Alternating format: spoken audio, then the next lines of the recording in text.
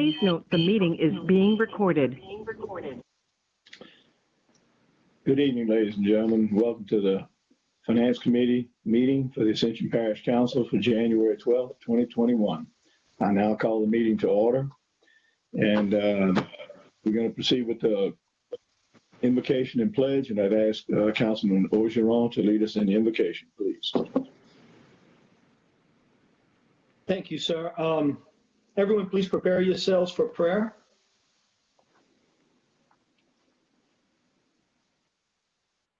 Lord God, as we meet today to do the parish's financial affairs, we ask that you continue to guide us with your gentle hands and keep an eye on all the members of this committee, as well as all the citizens of Ascension Parish, as we trudge through these difficult times. And Lord, thank you for the love that you have bestowed upon each one of us, helping us through 2020 and continuing our good deeds in 2021. In Jesus' name we pray, amen. Amen. Prepare yourselves for the pledge, please. I pledge allegiance to the flag of the United States and to the republic for which it stands, one nation, under God, indivisible, with liberty and justice for all. Thank you, Councilman Orgeron. That was pretty good. We coordinated pretty well on that, synchronized and everything. At this point, I'm going to ask the secretary actually to read the full agenda, and then we'll return back to item 3 for chair's additions. Please the agenda. Economic Development Quarterly Briefing. Fire District Number 3 Trust Fund Review. Amendment to retain the contract for consultant support services for the Ascension Parish Recreation Department. Would everyone please mute while she's speaking, please? Please mute. Amendment number 3 to retainer contract for consultant support services for the Ascension Parish Recreation Department, Meyer Engineers, to increase the total contract amount by an additional $39,900 and to include modifications to the construction documents to revise the flooring system to wooden floors with required accessories for the Lamar-Dixon Expo Center Gymnasium expansion, and to extend the contract term through June 30th, 2022. Total amount of contract not to exceed $288,900. Approval of ordinance to declare surplus 2 York chillers from Lamar-Dixon Expo Center, Parish Asset Number 27955 and Parish Asset Number 27956. Amendment number 1 to professional services contract, Acadian Ambulance Service, for additional services rendered in the amount of $15,100 through December 31st, 2020. Total amount of contract not to exceed $40,000. Amendment number 4 to automated fleet fuel system and supplier for on-site dispensing, off-site dispensing, and bulk deliveries to renew the original contract for an additional year beginning on February 1st, 2021. Amendment number 1 to professional services contract, Alicia Massey, LPCS, for Ascension Parish Counseling for additional services rendered for an additional amount of $925. Total contract amount shall not exceed $34,925. Monthly contract report, December 2020. Approval of Resolution 2020 Louisiana Audit Compliance Questionnaire. Be it resolved that the Council of the Parish of Ascension, State of Louisiana, hereby adopts the Louisiana Compliance Questionnaire for the 2020 audit of the government of the Parish of Ascension. Be it further resolved that the Louisiana Compliance Questionnaire be presented to auditors Falk and Winkler, said audit firm approved by the Ascension Parish Council and the State of Louisiana Legislative Auditor. Budget Amendment number 1, approval to amend 2021 budget. Revenue and expenditure report. Bid quote items to accept lowest responsive bid quote as follows. Installation of 400 kilowatt generator at Public Utilities West, quote request Delcon LLC, $52,168. Asphaltic concrete reconstruction and overlay improvements, rebid 2020. RJ Daigle and Sons Contractors Incorporated, $2,334,052.45. 3M Traffic Control Signs, Materials and Supplies, Vulcan Signs. Animal Shelter Renovations, BRP Construction LLC, $290,988.89.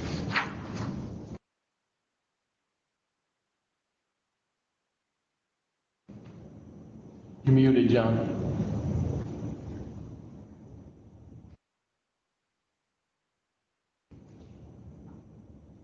Hey, John, you're muted. you're muted. Sorry about that. Thank y'all. Moving on to item 3, Chair's Additions. I'm going to ask that we amend the agenda tonight to include an item because of technical difficulty had to be postponed last night, and they asked us to put it on our agenda tonight. It would be a discussion of the Ascension Parish Drainage Master Plan by H&TB, and I'd like to have a motion to amend that, and it has to be a unanimous agreement with everyone in order to amend the agenda. Got a motion from Corey Ogeron, second by Dal Wagaspak. Is there any objection? There being none, that agenda item will come under general business item A1. We'll proceed from there.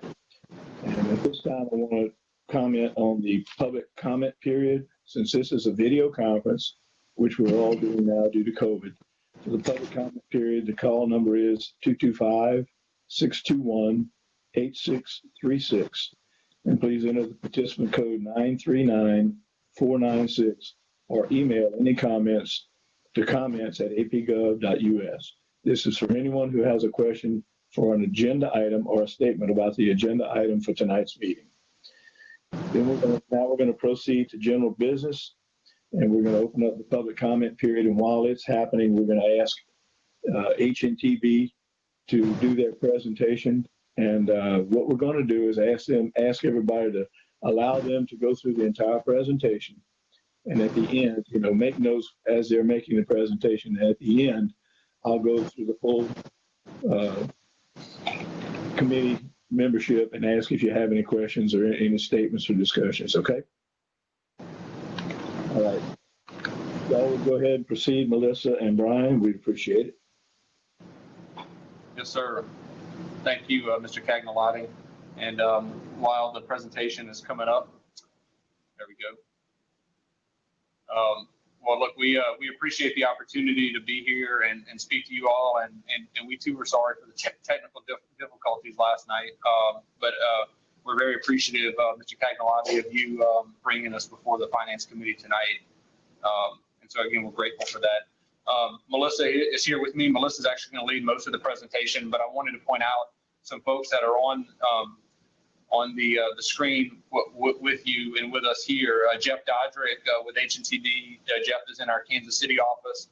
Jeff is one of our H&H modelers who has worked extensively on Ascension and other work in Louisiana.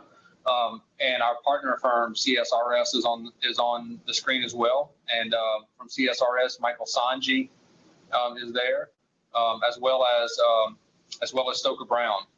Who again, one of CSRS's H&H modelers who we again have worked with and continue to work with. So, once we get to the Q&A period, Mr. Cagnolati, certainly any of us can answer, and I just wanted to make a point that those folks are on the line. So, before I turn it over to Melissa, again, thank you for having us. We appreciate the opportunity to be here. We're going to talk about kind of the history of what all has transpired with the floodplain management work in Ascension over the years. We certainly recognize that many of you were here during that time as elected officials of the parish, but we at the same time recognize that many of you are new. And so we want to afford you the opportunity to hear kind of everything that's happened, how this came to be, what work has been done, what work is being proposed to be done, and then allow of course, ample opportunity for questions. So if you wouldn't mind, please proceed to the next slide. The agenda, we're going to talk about the need for the floodplain management plan. What was the need then? What's the need now? We're going to talk about the benefits that Ascension Parish has realized by the extensive work, not only of the floodplain management contract and the task order that has already been completed, but the work of the levee certification contract that HNTB actually began working on in 2014.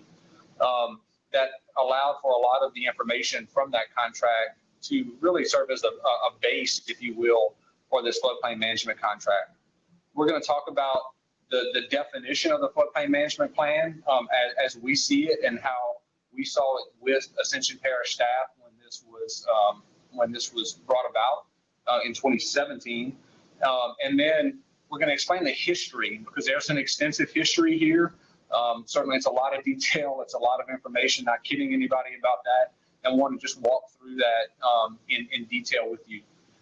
Finally, we're going to talk about the unified approach that we are proposing after conversations with the parish and parish staff. We recognize that HNTB and our team with CSRS had proposed a scope of work to complete the floodplain master plan for big projects, macro level planning for the parish.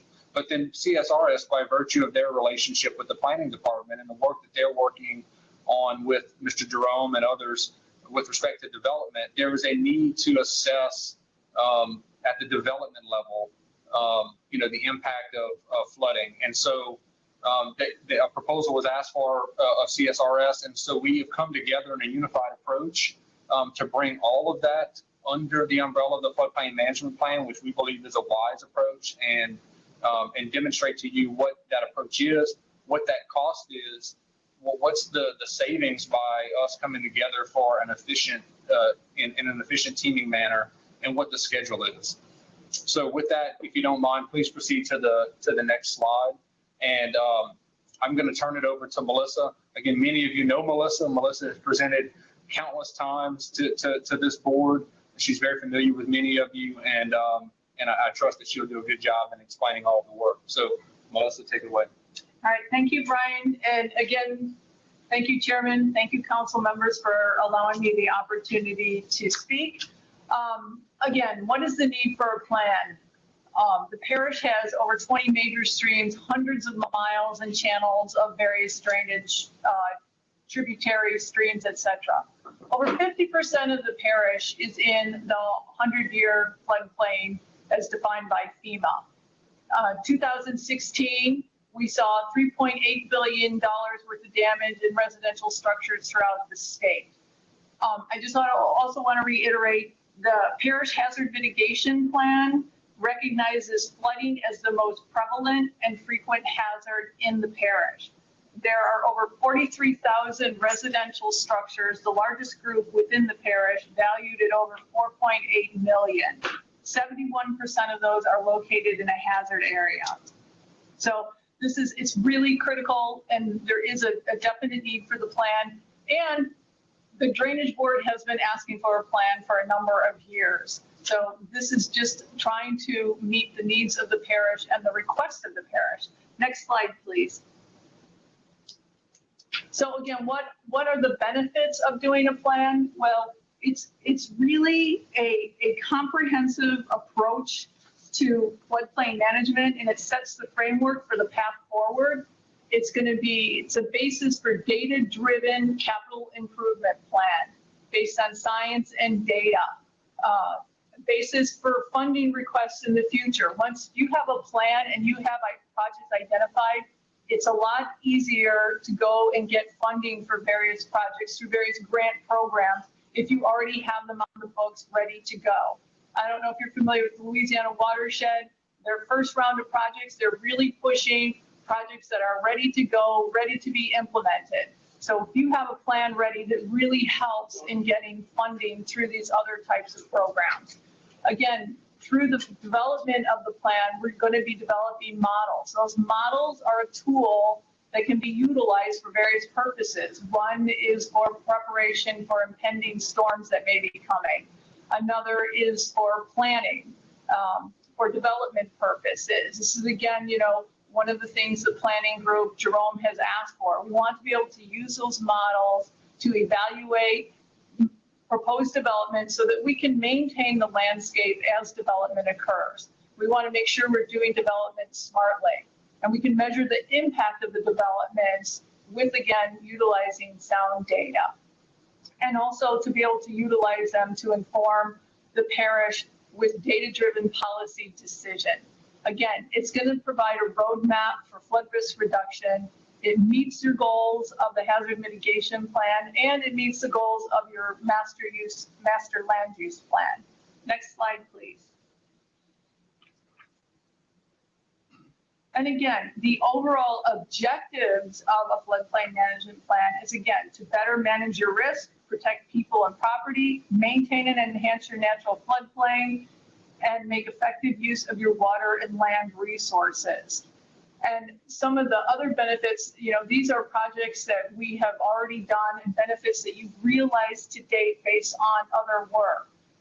You saw the parish president last night. He pulled up a whole bunch of documents that have been previously prepared. And I just want to expound on the benefits of some of that. He mentioned the Marvin Road Pump Station Backflow Protection Project and Surge Protection Project. That came about as a result of the analysis that we completed previously under the levee certification contract. So that was the impetus for moving forward with that project. The other big project, when we did the Marvin Road levee system evaluation, subsequently, we've been able to work with the parish to help them get a hazard mitigation grant application to pay for that project. It's $57 million in federal grant funding that the parish is expecting to receive to proceed with that project. The other one is the Bayou Conway Panama Canal Lomar.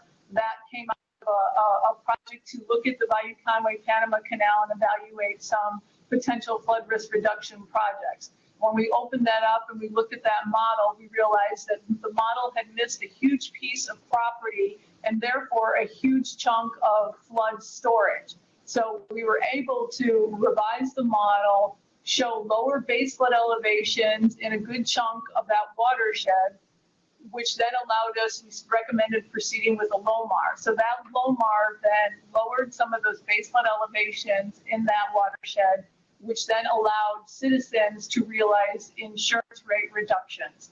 So that was another benefit of that one. We also utilized that model to provide recommendations on some select dredging and bridge replacements.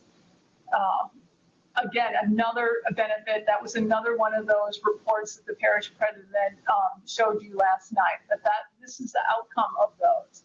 So next slide, please. Again, additional benefits.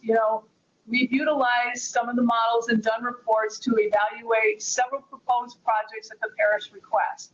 And I want to reiterate, all the work that we've done has been as requested by the parish. So again, this one, we did an evaluation of various projects. Some of them that we determined were not beneficial, but the modeling showed that. The modeling provided us the data and the science to say, hey, that is not going to be a good project. It would be a waste of your time and money to go ahead and spend money on doing something that's not going to provide the benefit that you would expect.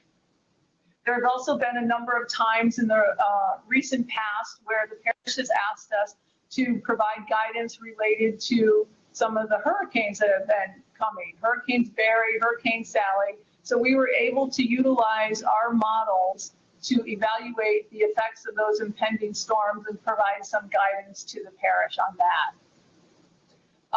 The other thing, and all of these models and information, all of that was done as part of the levee certification contract.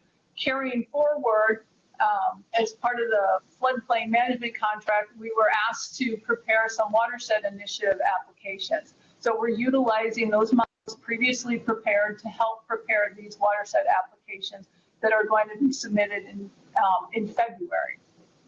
And then the last thing we did as part of the floodplain management contract is we also evaluated and provided ordinance recommendations, clarifying, this was again at the request of the parish to kind of come up and look at their ordinances and develop quick recommendations. Now a lot of us know that those quick recommendations turned into quite a long process.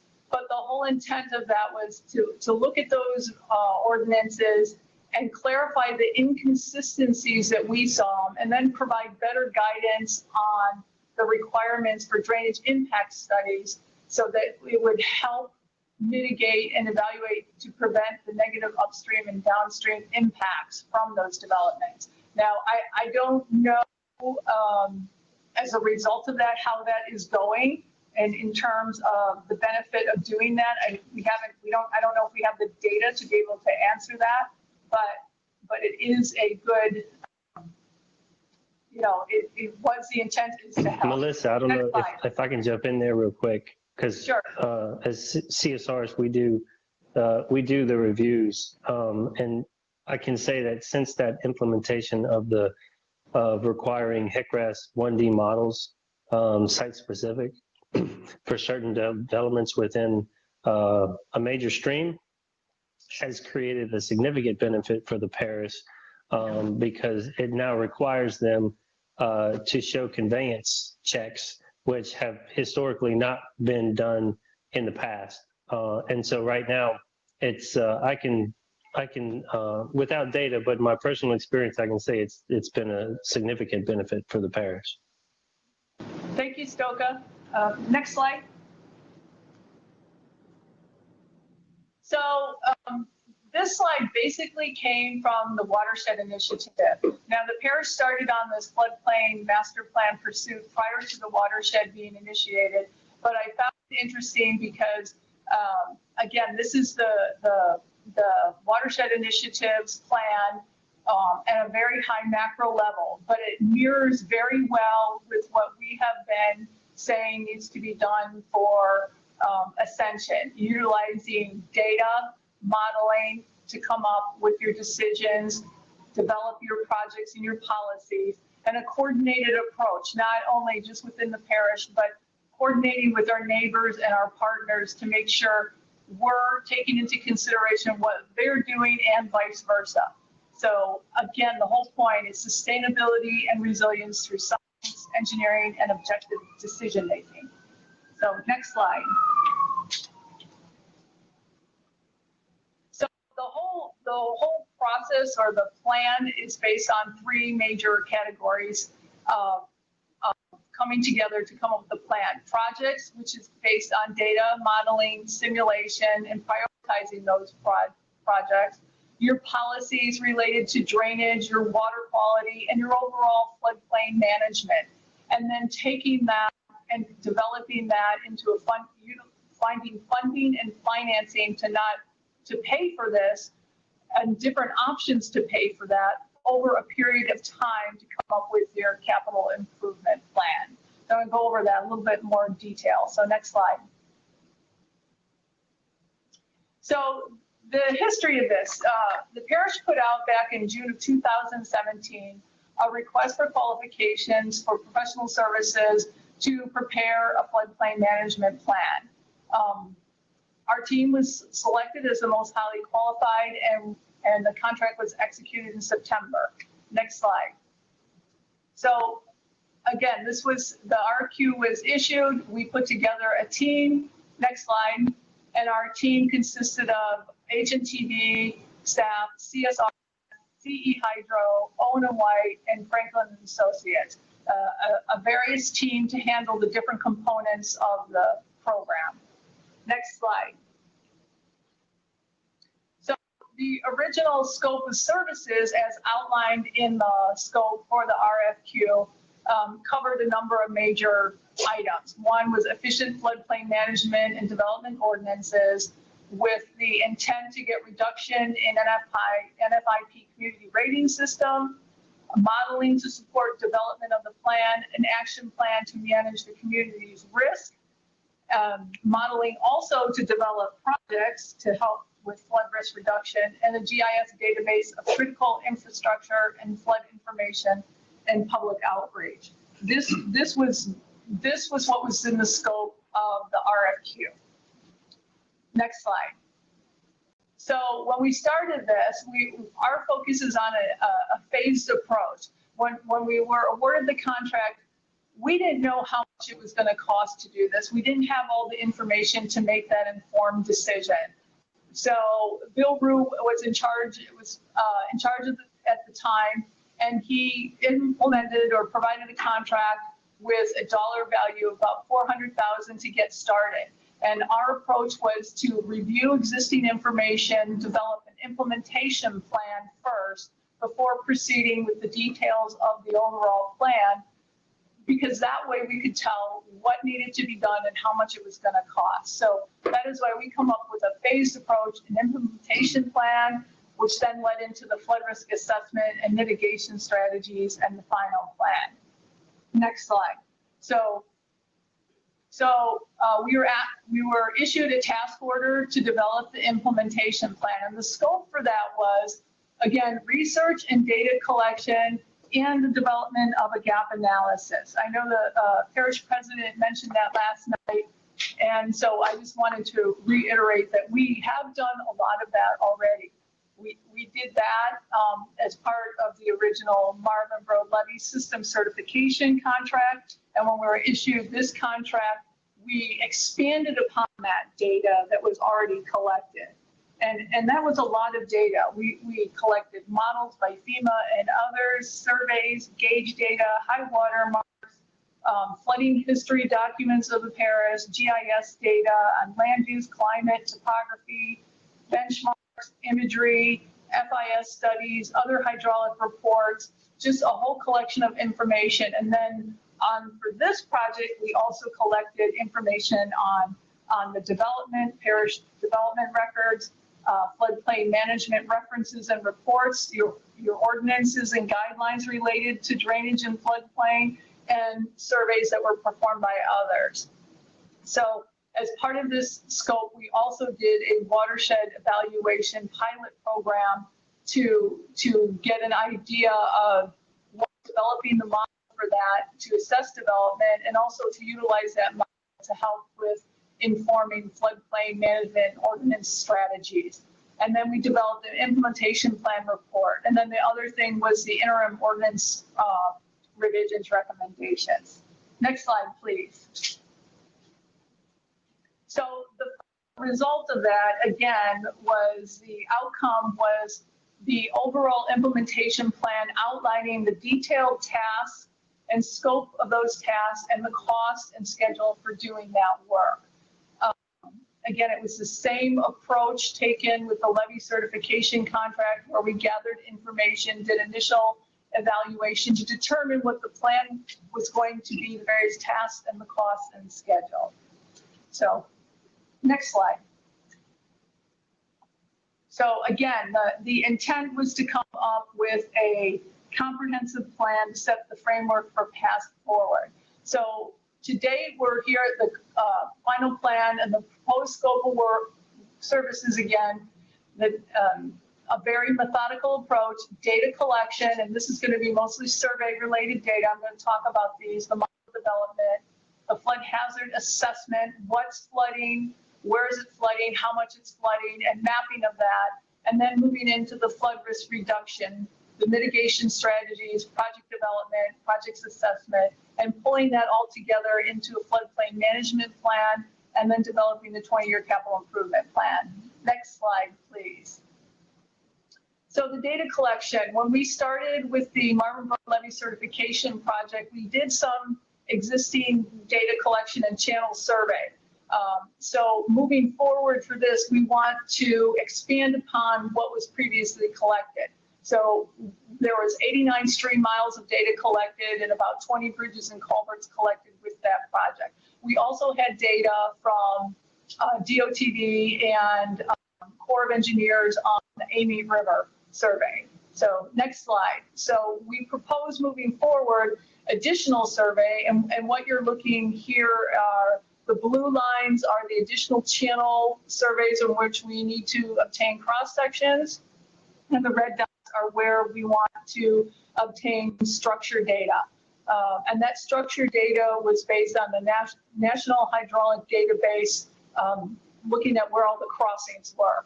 And again, the blue lines were based on looking at major tributaries in each of these watersheds, expanding on what we already had.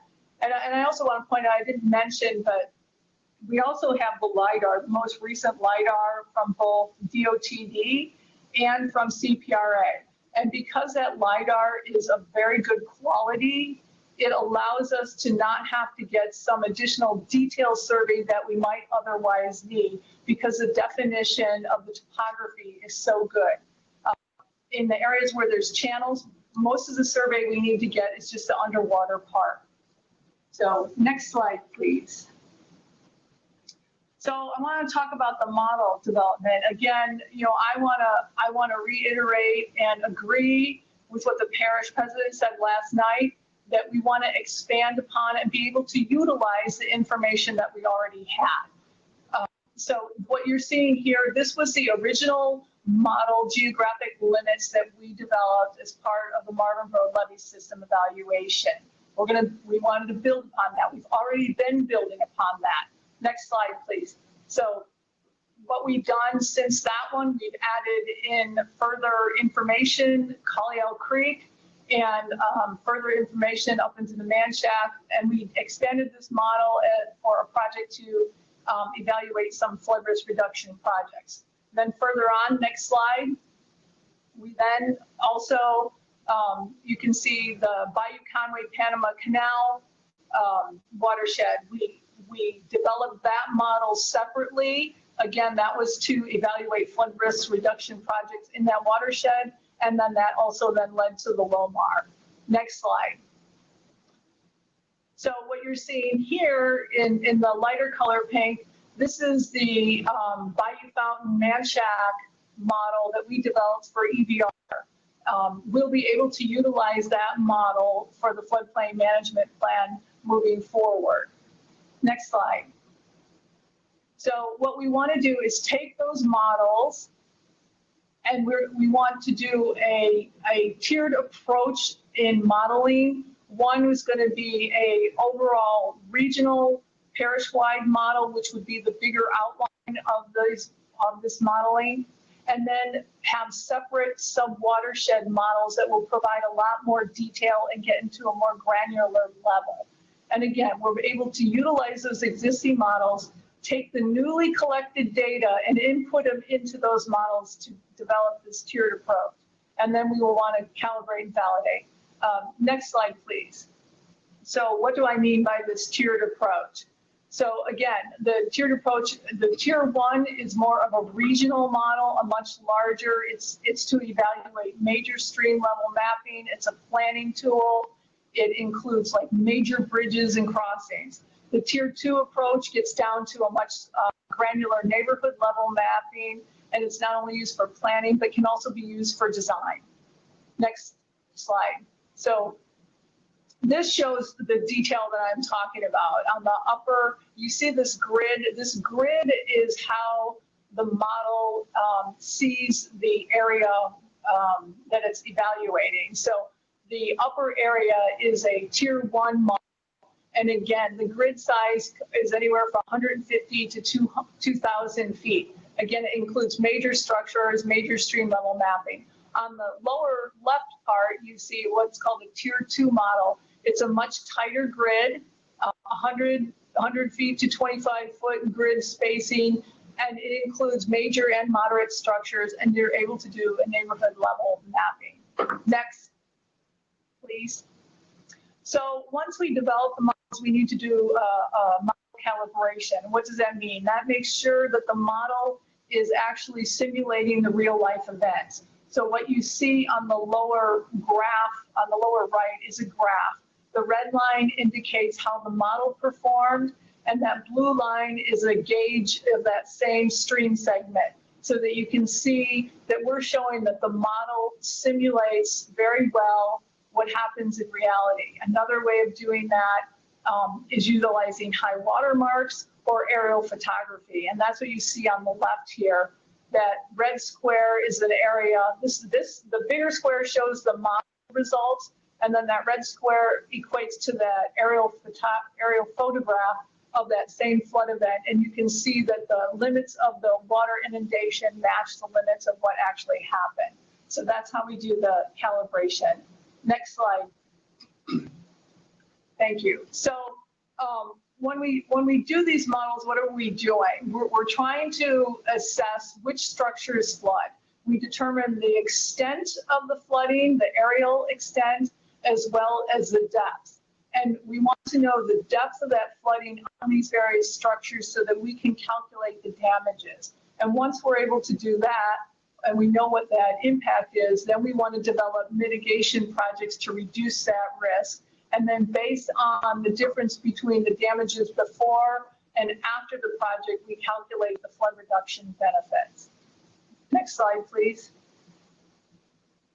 So the intent is to develop the plan, to include the modeling, to achieve projects that have a chance of implementation success.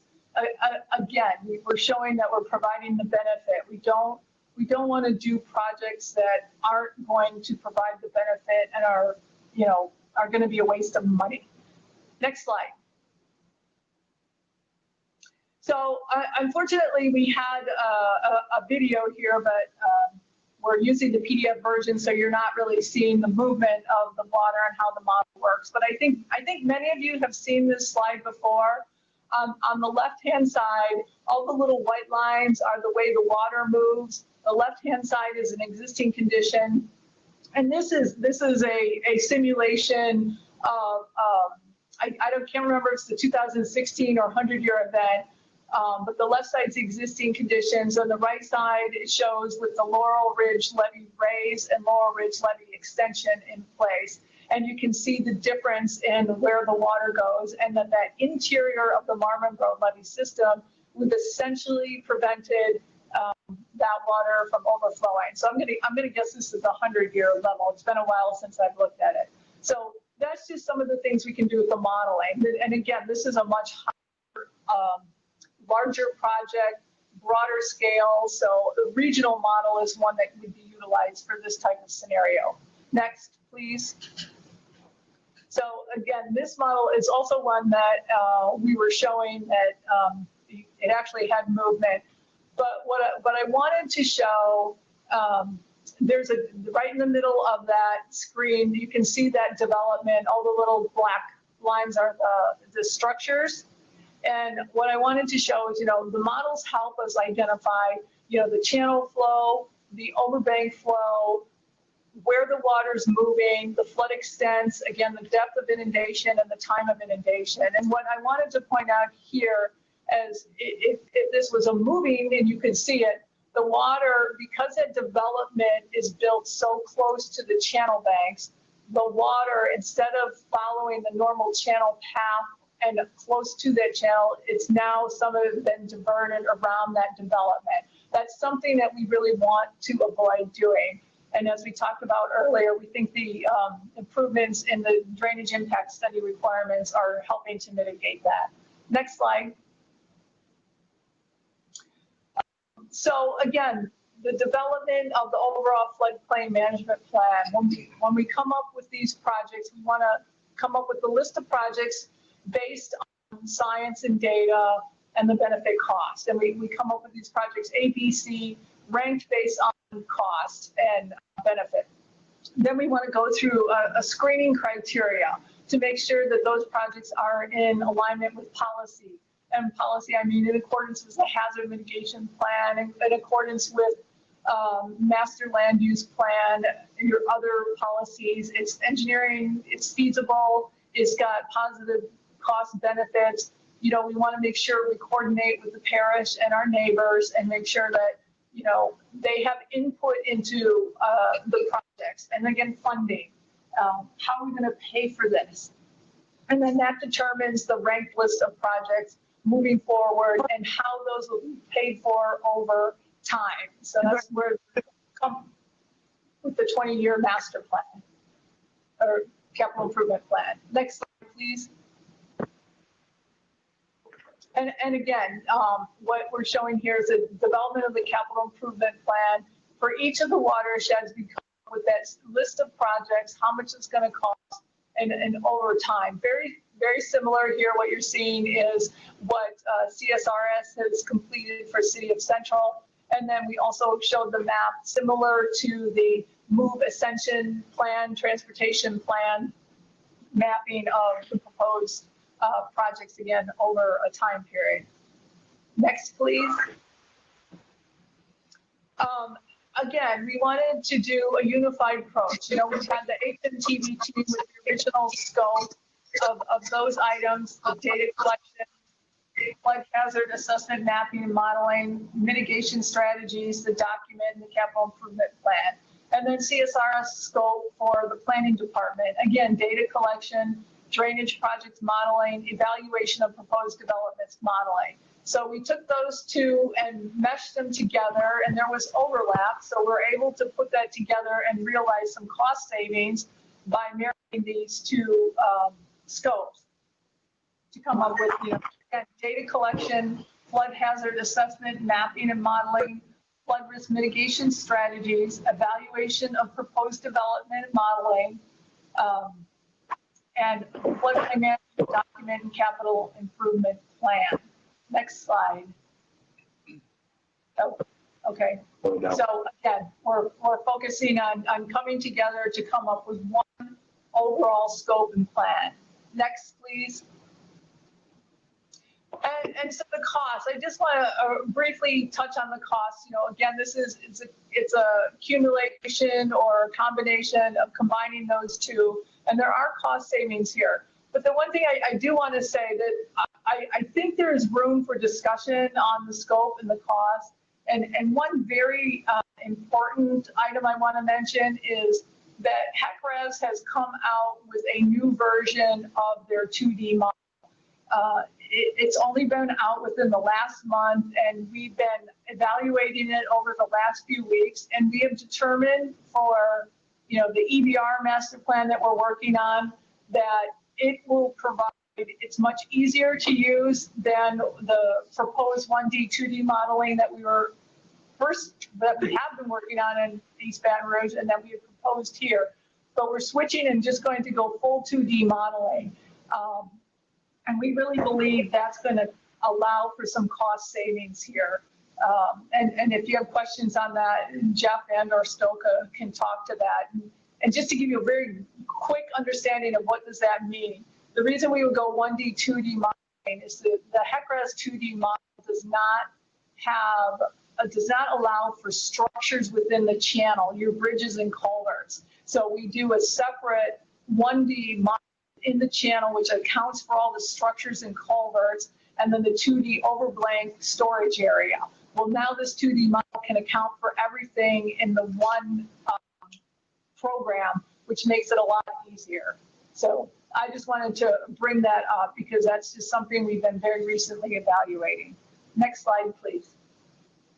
And again, this was, we had gone back and looked at the various parishes and other places that were doing similar work.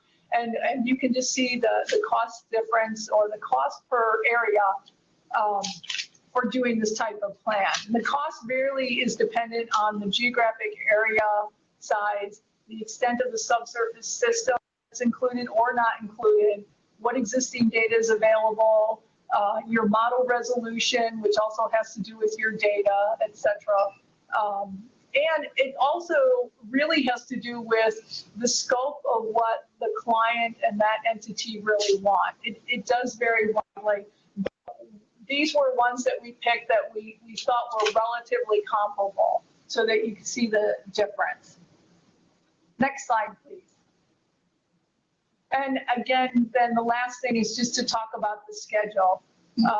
You know, this shows it's, you know, I want to say that this is not consecutive. In other words, we don't wait for one to be done before starting the other.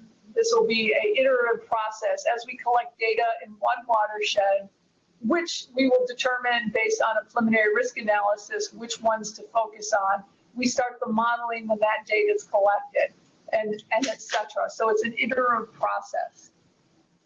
So just wanted to touch base on that. Next slide. And I'm going to turn that back over to Brian. But again, our whole point here is, you've worked with us before. We're a known team. It's a proven approach. We've done this before. And I'm just going to let Brian make last comments. Yeah, thank you, Melissa. I'm going to allow Melissa to maybe take a sip of her tea here. She's going nonstop for 30 minutes. But yeah, again, I think what this slide here represents, members of the council, is that, again, we're a known team to you. We've worked with you for over the years. We want to finish what we began working with you on and deliver the product. Similar to what we did with Move Ascension, right? It was a methodical approach. You went through a master planning process. We developed a capital improvement plan, and now you're seeing the fruits of that labor on the transportation side. We've worked hand in hand with you to ensure that the program has been delivered. We've helped work right alongside the parish staff to get funding from the state and other resources in order to see the Move Ascension program bear fruit. And the same approach applies here. Let me just reiterate again that we want to continue to be your partner. As I said last night, this is not HNTB's plan. This is your plan. All the data, all the information that Melissa's talked about, you own, we don't. And so we recognize too, right, that since August of 2016, you're not alone as jurisdictions have come to deal with the catastrophic flooding from 2016. You've had limited staff resources to really dive into and have the real deep technical expertise to run these types of models and so forth. And so, let me just say that, again, it's a partnership with you. We want to work with your staff. We want to help you build the capacity to manage and monitor this over the life of the program once you have the ability to get into the implementation phase. And, one of the things I've talked to Melissa about here today is, I was thinking back, one of the first programs I worked on was the Louisiana Time program. And that was the $5 billion transportation program that DOTD was running. We were hired to be the program manager. And one of the things that the department was very adamant about was ensuring that the consultant worked hand in hand with the DOTD to ensure that a knowledge transfer program was implemented, right? And that when the program was implemented and the consultants went away, that the DOTD had more expertise when the program was finished with their own staff than the day that the consultant walked in. And, I was telling Melissa, that's something that we can, I was talking to CSRS, that's something that we can and we should do.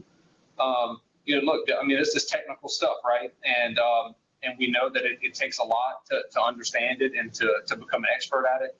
But we're committing to working in partnership with you to ensure that your staff and the parish learns from this and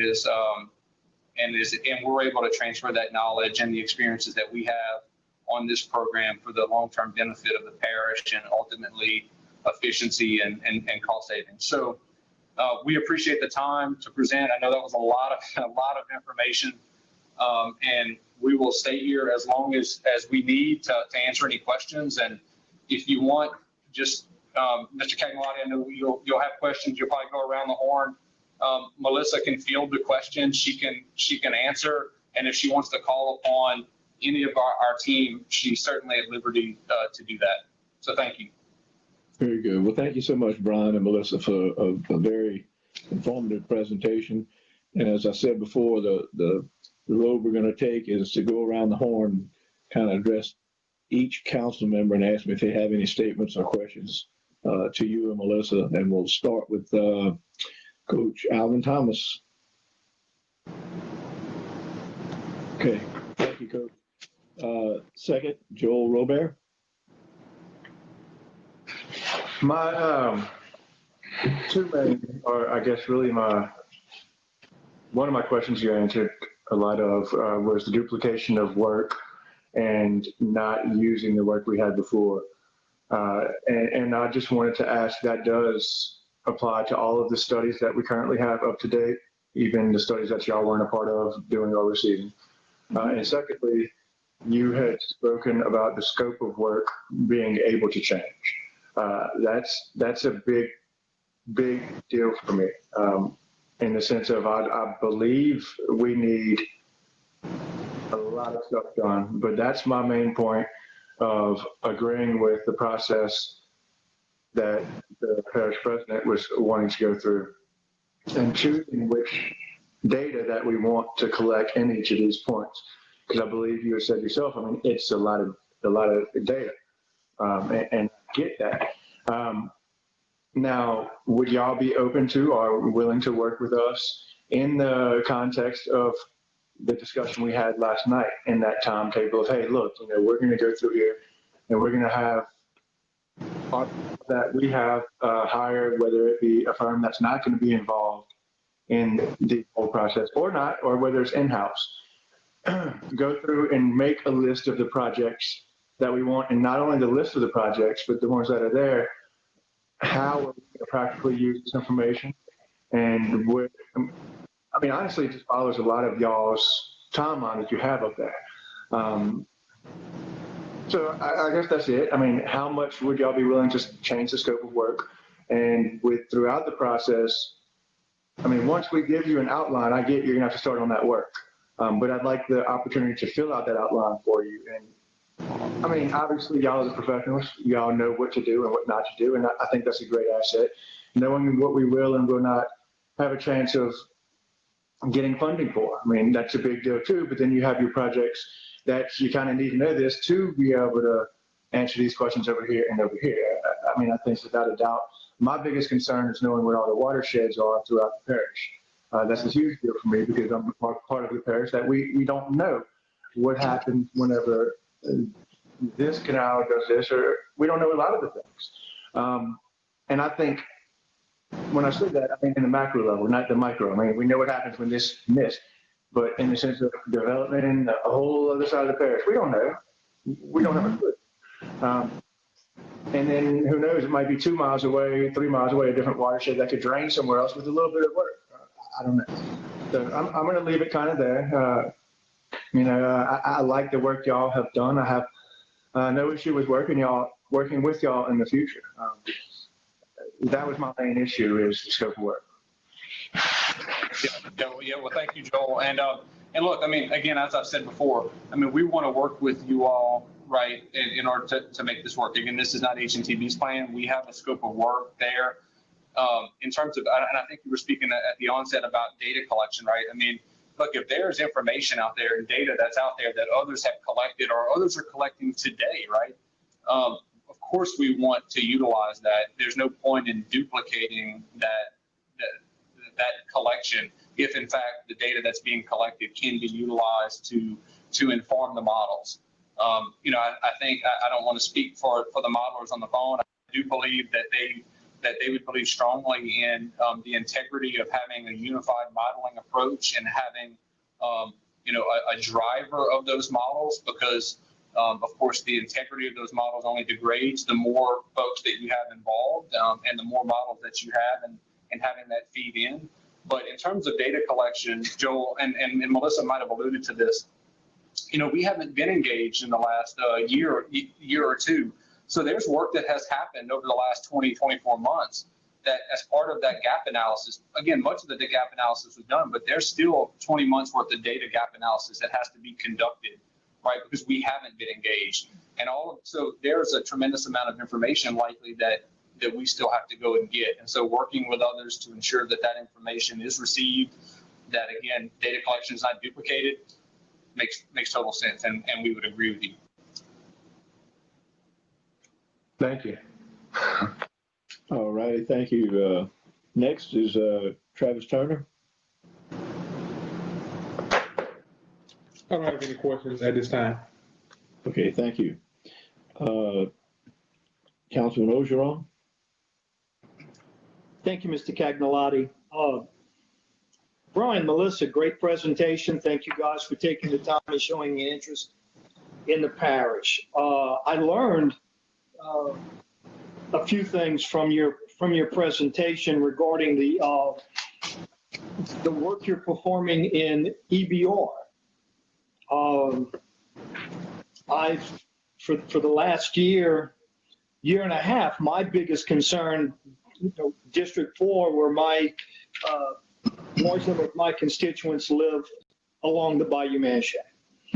And as I appreciate it, you guys have gotten some work and outlined and moving ahead with cleaning and the drainage canals, drainage bayous in the southern part of EBR, and sort of expediting the water that's going to be moving from EBR towards Ascension. Is that? So let me touch on that. We're not doing that. That's part of what the Corps is doing. They're doing Ward Creek, Jones Creek, and like you said, Bayou Fountain, and they're doing some channel work. Now, we did do some models for the Corps. Their original plan was to concrete line some of those channels as well as channel clearing. I think they changed that now to just channel clearing. But if I recall correctly, and maybe Jeff can answer, when we evaluated, the intent was to make sure we did not have downstream impacts. And I know working with Fred and the mayor, whatever we come up with, they're very adamant that we do not cause harm somewhere else. Whatever projects, approaches, policies, that we do not cause harm. I'm going to defer to Jeff on the results of the Corps models. I'm not 100% sure we are up to speed on where they are with that now. Jeff? Yeah, if you can, hopefully you can hear me, but I don't have any additional information regarding what the Corps, the Corps' plan is regarding what they're doing there. We performed some of the modeling for them, but we didn't have anything to do with the decisions that were being made regarding the projects after that. Okay. Well, in the process of those modelings, did you guys put any thought into the Bayou Manchac diversion project?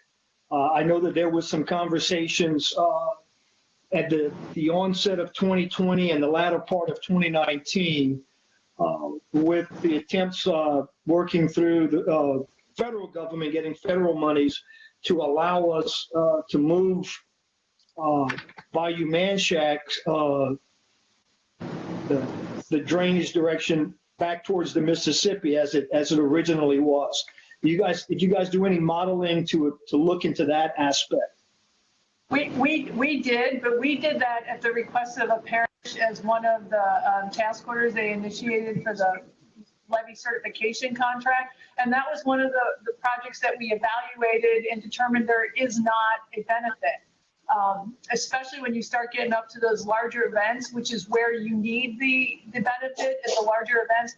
All it's really doing is pulling the water from the Amite River through Manchac to the Mississippi.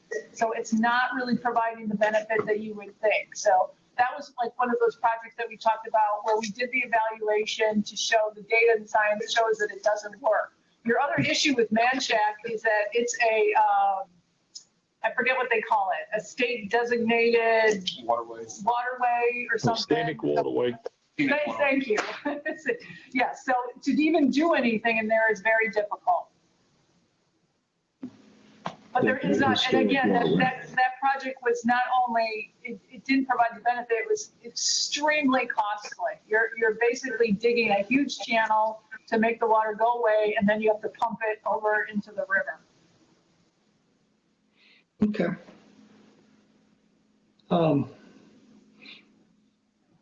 So the effects of the contract that you have with EBR, how is, if something were to come down the pipe to where Ascension Parish needs to get into litigation against EBR for the work that they're doing, moving their flood waters towards Ascension Parish, how does that conflict affect any contracts that you guys would have with EBR and or with Ascension Parish? Let me first say that ethically we have a duty as an engineer to not cause harm. So we would not propose doing that in the first place. Again, like I said, EBR, the parish, is adamant about not doing that as well, and vice versa.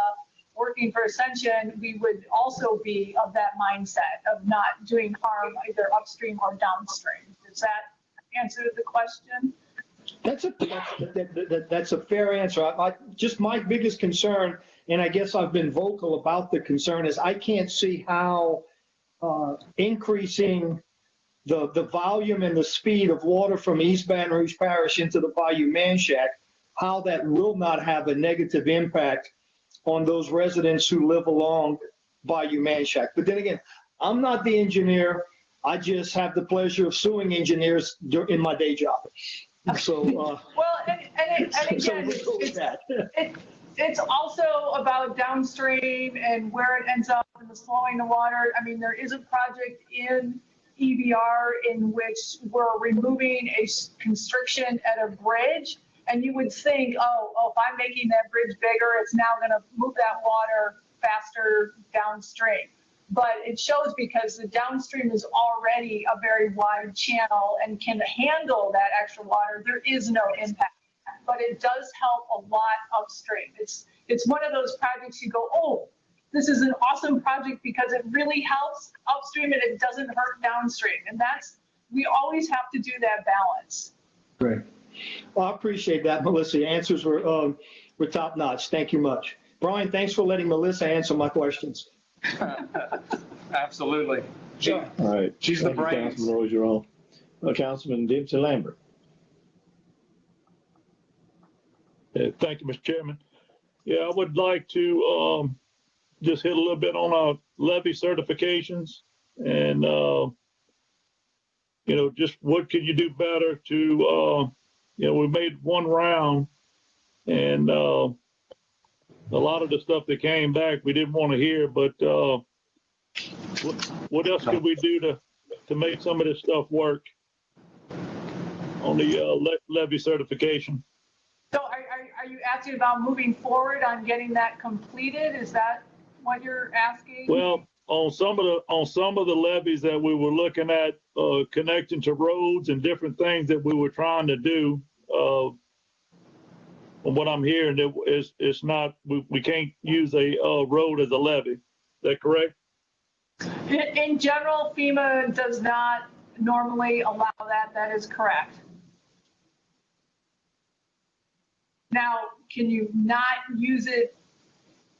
I don't want to say you can't use it because clearly if you can work it and it provides benefit, it's how you do it. I worked on a project with the Corps many years ago where they had a railroad embankment and they couldn't just tie into the railroad embankment, but they had to build up further next to the railroad embankment to provide that extra levee type level of protection because they didn't want to rely on just the railroad embankment itself for whatever reason. I don't remember if it was geotech analysis and stability, etc. But in general, and I think probably Jeff could answer this better, but in general, FEMA doesn't allow you to just tie in usually to a roadway. I got you. And the other thing, I appreciate you letting it be known that you're working in East Baton Rouge Parish and you get a chance, look at slide 28 and that's one of the highest elevations. That's elevation 20, 21, and you'll see the water up there. So, a lot of the questions that Councilman Ogeron was talking about on Bayou Manchac, you got all that water dumping at a high elevation there on us. And Bayou Manchac, I mean, we, until we can get it out or someone can get it out of the scenic waterway, we definitely tied to more or less it's just full of sludge and it needs to be cleaned out. We've been de-snagging, but we need it cleaned out. Yeah, I will say for that watershed, we're still just getting the models built for EBR, and we haven't gotten into the flood risk assessment piece of it. So we'll get there. And I do recognize that yes, it flows into Ascension. Yeah, Ward Creek Yeah. comes in right there at Santa Maria. Yep. Thank you. Thank you, Councilman Lambert. Councilman Chase Malonzo. Thank you, Chair. I believe my first question might be for Mr. Sonji, and either him or Mr. Stoker, maybe. During the summer, y'all gave us the presentation that was very similar to the still shots that Miss Melissa and Mr. Brian just showed us. Whenever all of this is said and done, will we have the capability to, to look at a 5 square mile radius where there's an older neighborhood that's having flooding issues and do these up-to-date modeling on there to give us the information we need for potential projects? Like I know y'all showed me 2 examples, one with the neighborhood, and y'all were able to show the citizens and the people how y'all are going to, deter the ill effects, and also where y'all added some big box culverts that helped a lot of flooding. Is that an end game for us? Is that something, in 18 months we'll have the capability to do? Absolutely. I mean, to me, the whole value of these 2D models is that it depicts results that the public can understand. And I think that's why what you were seeing was meaningful to you. Absolutely. You have to start with developing the 2D model and existing condition. And then as developments occur, as projects are considered, you put those into the model, rerun it, and you can look at the results. You can compare the results. Stoke has done a great job of being able to depict the difference between the precondition, post-condition. But absolutely, all of that is, and again, this is why we've come together with HNTV. You're going to get that same exact result. Melissa mentioned the smaller watershed models where we're going to get into much more granular detail. That is all part of this plan. So if you want to add any more, go ahead. No, Yeah, I think you summarized well. Yeah. No, I'll say he summarized it well. I'm sorry. Go ahead. I'm good. I had nothing to add. He did well. Oh, okay. I'm sorry. There's a lag. I'm sorry. It's in this modeling, it'll basically be like a living document, right? As a new subdivision comes online and we show those citizens how we're gonna protect them and help them, and so we'll have changed that landscape. So we'll put that new information in there as well, right? And this will be an up-to-date model. So I guess my question is, and I'm not trying to hold y'all to any numbers, but I really don't know if it's like $1,000 or if it's $50,000. Is there a ballpark price on what it would cost the parish? So so the developer would pay the fee and he would have y'all model this, and it would show everything is good. He puts his neighborhood there, and then we want to do a post review to ensure that the mitigation efforts that he put in are actually taking effect. But we've also changed that watershed, that area there, and up to date it. What kind of ballpark figure are we looking at parish wise to update that 2D model? So, Stoke is working through this with the city of Central right now and trying to determine how the review fee would work. I think in the case of Central, they're considering actually covering that cost themselves. But let me back up and make a point. And we know this from the review work we're doing for the Planning Commission, all the engineers that are developing plans for subdivisions and commercial developments, they're using 3-dimensional models to compute their earthwork, to compute their ponds, to balance their earthwork. And so the engineers that are capable can simply provide that 3D model to us, and Stoke has done this already, and insert that into this existing model. So when it comes to cost, I'm going to answer it this way.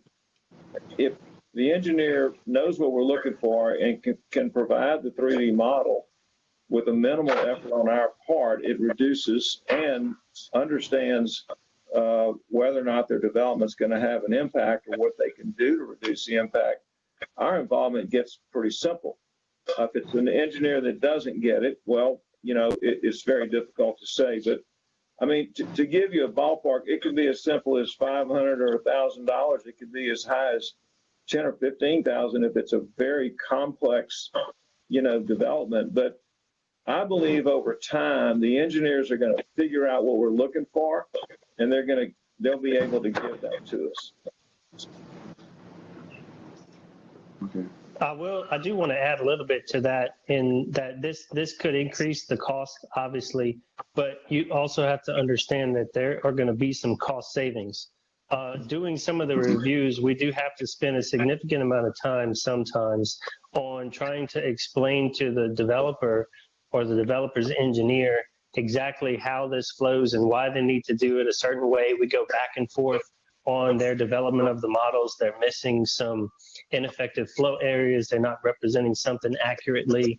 They're also maybe not accounting for their downstream boundary conditions correct.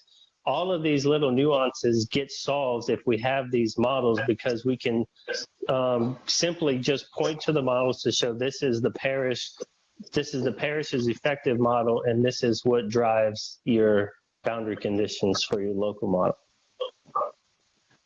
And the 3D that y'all are talking about, are y'all referring to like the drone shots that they're taking? Like I know they fly the drones at a certain elevation. Yeah, they fly them, but then they also go into AutoCAD where they create a 3D surface. Okay. And the 3D surface is what we can easily bring into the model and just essentially make it effective on the terrain of the model. And that would become the new effective. Okay. Good deal. Thank you, gentlemen. I'm gonna move on to Miss Melissa and Mr. Brian. Let me see. Brian, you mentioned it. So the educational type meetings with the parish employees to help, you know, educate and train and all that. Is that's something that y'all feel comfortable that y'all would be able to help us with if we went this route where we could, so once the plan was done, we could do as much managing as possible in-house on current salary and try to save some dollars on the back end. Yeah, absolutely. And Melissa can certainly comment here, but yeah, Chase, I mean, one of the things, that we recognize and that we heard last night and we've heard through the recent conversations, it's just the concern, right, about the staff capability and ensuring that the staff has the expertise to do this. I mean, we're committed to doing that. And we recognize too that this scope and this fee, right, I mean, is a proposal at this point. And we're willing to sit down and talk about, what's in, what's out, what you all believe is best served here. But yeah, I mean, we feel, we're compelled, right, to ensure that Ascension Parish, it accepts this plan when done in a much better position perhaps than they are today. Recognizing, look, quite frankly, that they haven't had to do this before. And so we absolutely make that happen. I kind of want to expand a little bit on that. We're talking about the level of expertise that is needed. I don't run models. I don't know how to run the models. Jeff and Stoka know how to do that. And it does take experience to run the models, to develop the models and utilize them. But I think there is a midpoint here in where you can teach somebody how to open them, how to look at them, how to move around them, and how to be able to evaluate them. Would that be, I'm going to defer to Jeff on that because, again, I don't run the models. Yeah, and the software we're using is public domain free software, so it's not something you have to go out and purchase as a carrier. But like Melissa said, it does take experience to build them and get them to run. But anybody can download the software and open the files and look at the information available in there with the trainings. If it's a matter of getting to the point where you want to build a model and run a model from scratch, that's one thing. But if you're just viewing the results, that's something that's a lot easier. I'm downloading that right now on my laptop, so I'll let y'all know by the end of the meeting how it's going. I believe I have one more question. And in the many hours we've talked over the last week, I don't think I've asked this one. So our canals, dredging of the canals, I get asked about that a lot, right? It's been a couple of decades, I think, since we did Black Bayou, and it's been many decades since we've done a lot of them, New River, Severia and all that. Is there such a technology? I don't know if it's under that LiDAR deal, to where in a boat we can get in these canals and they shoot the depth of these canals, and that way we can really prioritize, whenever we need tens of $millions to dredge canals, we can prioritize with data which ones we really need to approach first. Yeah, that's a survey technique. It's not LiDAR. LiDAR gets the ground surface, but there's bathymetric surveys and sonars that can do a 3D picture of underneath the water. So you can definitely get that, and then based on that and what the channel should look like, come up with your quantities and determine what is most beneficial. We can model that too. That's what we do. We look at the existing conditions and then what would the proposed condition be and what the difference is. I would just add to that too. I mean, you can get a lot of information from just a simple stream profile. A shot single point down the center line of a stream every 50 feet or so, which is what we do have already from some of this survey that we've got, as well as what we propose to get. So that gives you a certain level of information about issues with that you would need to use, do dredging for. Awesome. All right, well, I'm gonna yield the floor, but before I do, I want to thank everybody at HNTB. Y'all spent quite a few hours with me here over the last week or so, answering a lot of questions and whatnot, and just stay. Our goal is for Ascension Parish to be data driven. I don't want a project done just because it's my district, or if it's Mr. Wagstaff or anybody, and we want to move towards data driven and all. And right now, my biggest concern, of course, is the price tag. East Ascension Drainage has been a little bit over budget the last few years combined, and it's selling $3.4 million, to the public on another study in their eyes. And I understand the magnitude of work y'all put in is it's hard to get through, but I am looking forward, to working with y'all in the future, and hopefully we can come up with a plan that we can all move forward on, and soon. So thank y'all very much. Thank you, Councilman Lawson. Okay, next will be Councilman Aaron Law. Yes, thank you very much. Let me jump right into one thing I just heard at the end, talking about the price tag and that issue. I guess I want to go back and talk to HNTB and have them expand a little bit on the funds that they've been able to obtain for us, because I firmly believe that a transportation master plan is not just spending money on a study. It's more about an investment, that there is a return on investment more than just getting a plan at the end. Could y'all expand on that a little bit? Brian, Melissa, Stoka, everybody. I'll go ahead and start on that. So, just to use an example, the Marvin Road Levee System Certification Project, when we started that, we did the original plan, and we estimated that to cost to implement that plan through design, $8 million to go through that entire process. Construction was around 55, 57, whatever, 50, I don't remember, from 55 million total. So of the levy certification contract, we actually spent $2 million. You're getting the grant. I believe you're getting the grant to pay for the construction, which is set $57 million to finish the design and do the construction.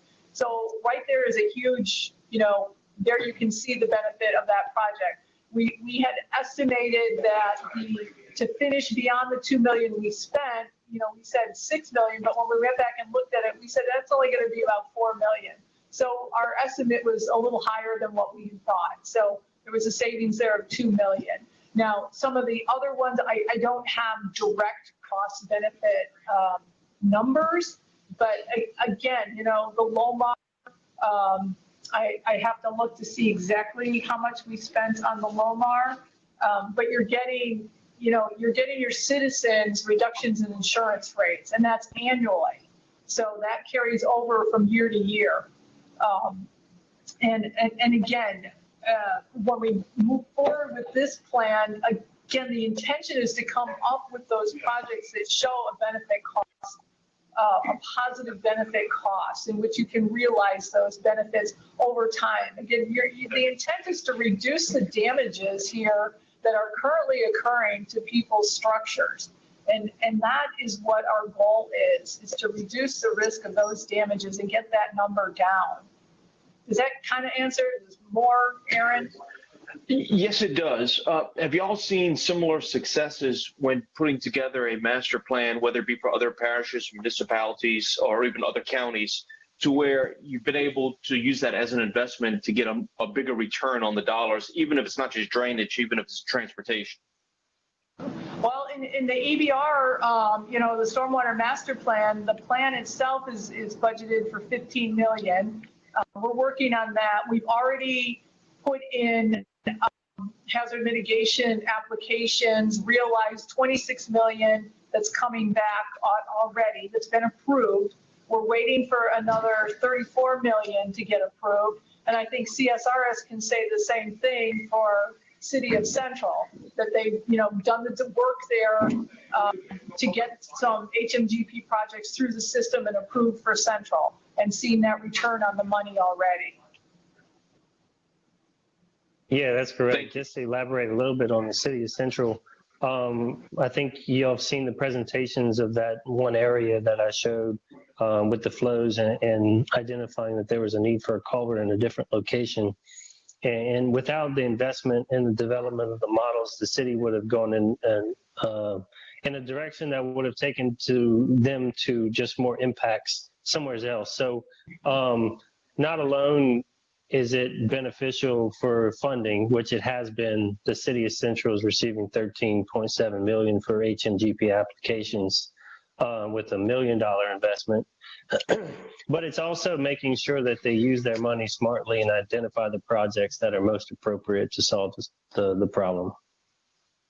Yeah, and there's one project in EBR, and it's my favorite. It's, again, I pointed it out on I think I did, I don't remember. Segan Lane, Ward Creek on Segan Lane. It's a very small project. It's a restriction, but opening up that restriction, it has no downstream impacts, but it lowers the upstream by 3 feet. That's significant here when we're talking about such a flat area. And it extends so far that it has such significant impact that those people are going to, I forget, Jeff, I don't remember if you know how many, just hundreds and hundreds of homes that will realize benefit from that project, and they could potentially lower their insurance rates. Then the benefit cost ratio, I don't remember, was about, I want to say 9 to 1. And Melissa, if you would, Aaron, this is Brian. I had to step away from Melissa, but on the transportation side, you brought up, I mean, of course, the Ascension Transportation Master Plan, right, is yielding a partnership with DOTD in order to access state funds as well as present the program for opportunities for federal funds. One major transportation project just last year for DOTD was the widening, the extension of LA1 to Port Fourchon. Because that project is in the statewide transportation plan, and because of the work that we did to help on the benefit cost analysis of that extension, the DOTD was successful in getting the largest infra grant from US DOT in 2020 for $130 million. So again, all that to say that the plan was instrumental. Thank y'all. Those, as I mentioned last night, $9.2 million over 10 years for East Ascension drainage versus $23.6 million for Move Ascension in 3 years and 4 months. That we need to start getting more money for East Ascension drainage. Jump around a little bit, but Councilman, where'd he go? Ogeron. I understand his concerns with, hey, can we pump water to the Mississippi? That's the same thing I asked years ago, and I learned that it's not feasible.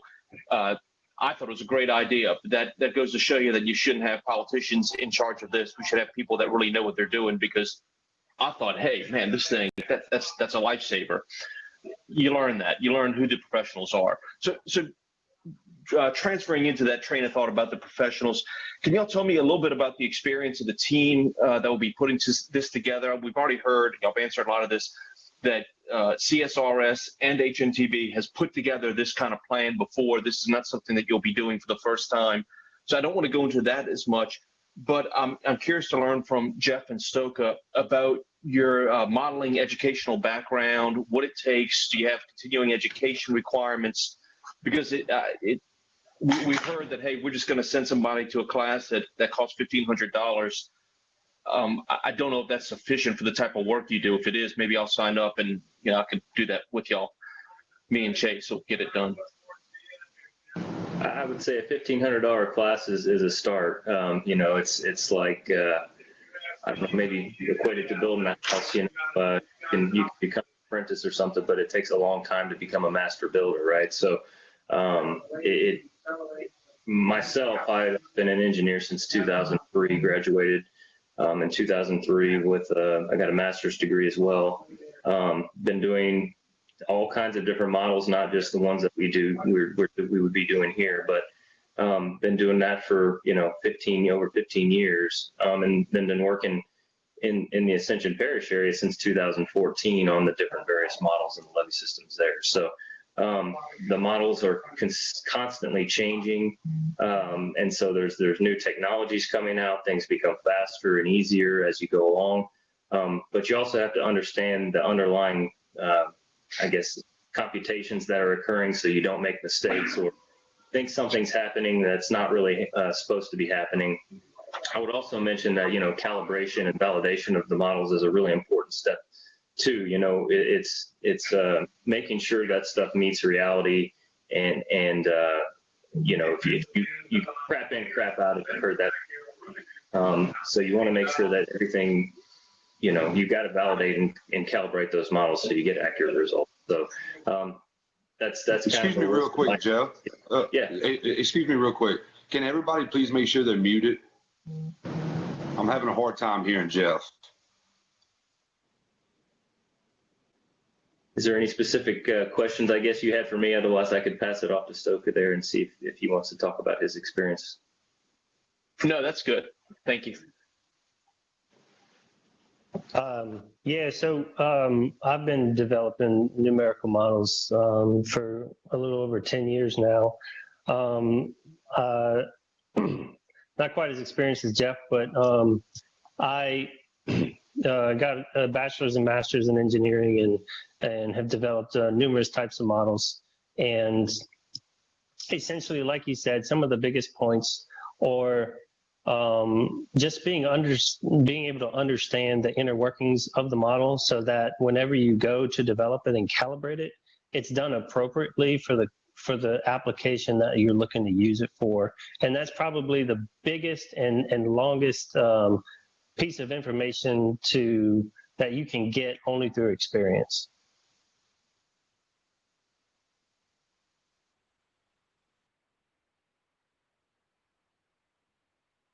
You're on mute, Aaron.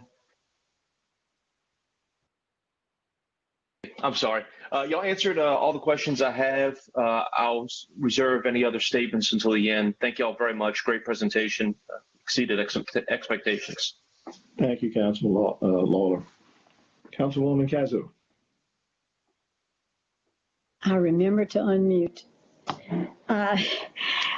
I know in 2017, when we began this process, it was our intention that we would get to a master drainage plan that then would guide our capital outlay expenses.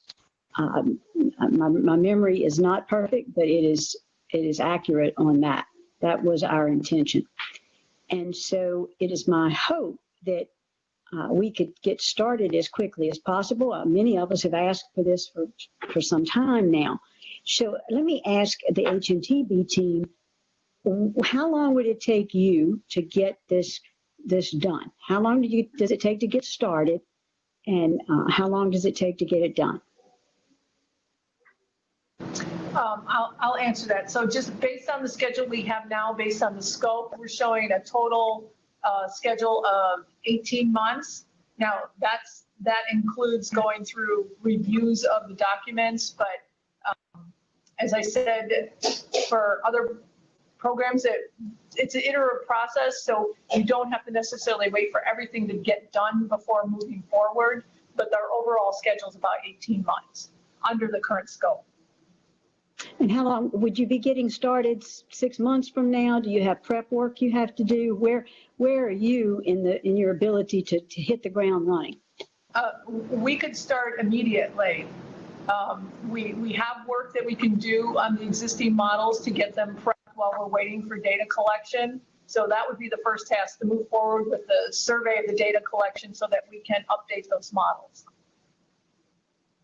Okay, thank you for that. Let me see if I had everybody else ask such wonderful questions that but I was around for all those discussions too, by the way, about pumping water to the Mississippi River from Bayou Manchac. And it sounded like a great idea to me until somebody told me how wide that canal was going to have to be by the time it got to the river and what kind of pumps it would take to get that water up and over it. It was at that point that I realized that I was not an engineer either. So let me see if I have anything else. I do not have any other questions that have not been answered. I do, however, want to let all the guys know that are new to the Drainage Commission, that it was absolutely our intention since 2017 that we would have a master drainage plan. And so I've been disappointed, frankly, that it has taken this long. And so I'm looking forward to a task order being issued to get this process started again. Thank you all very much. Okay, thank you, Councilwoman Cazzo. Councilman Wagasback.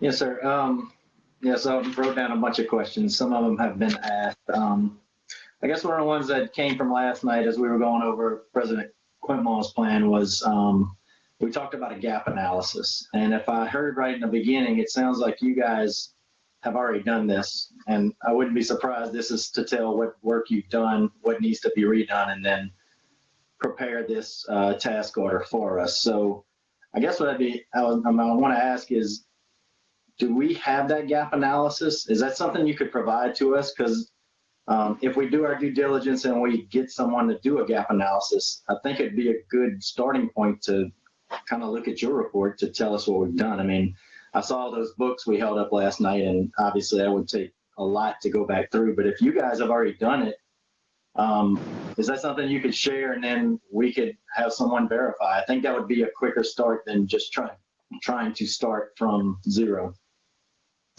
So we did that as part of the levy system certification contract. In that one, we did do a gap analysis, and that is documented in one of those reports. And then we expanded upon that for this plan as well, the implementation plan.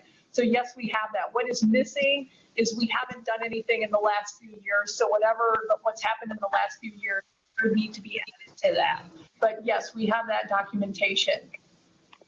And the parish, and so we can combine it. You're right. It's in different documents right now. It can easily be combined. Okay. No, I think that would be a good starting point. If we're talking about evaluating what you guys have done and what needs to be done, I think it'd be important to understand what you guys see as the gap. And then we could, if we're going to hire somebody to verify that, then, it would be good to verify your information, not just start from scratch. So another question I had, so I hear a lot of talk about you guys looking at Central, you guys looking at East Baton Rouge. I know Congressman Graves had made comments that, during the flood of 16, three of the parishes that experienced the most growth also had 90% of the flooding. What benefits do you see, or is there a benefit when we look at regional plans that coincide with each other? How big of a part is that in getting us extra state or federal dollars? Well, again, you're part of Region 7 of the Louisiana Watershed Initiative. I listen into those committee meetings. They're still working on setting up their governance structure. You probably already know this. But the intent of that is that region is also going to have money designated to the region that they can tap into from the Watershed Initiative, in addition to the individual entities applying themselves. I don't know if that answers the question or not, but the intent is that the various entities collaborate together. Okay. And that would be an advantage for us getting more funding. Okay.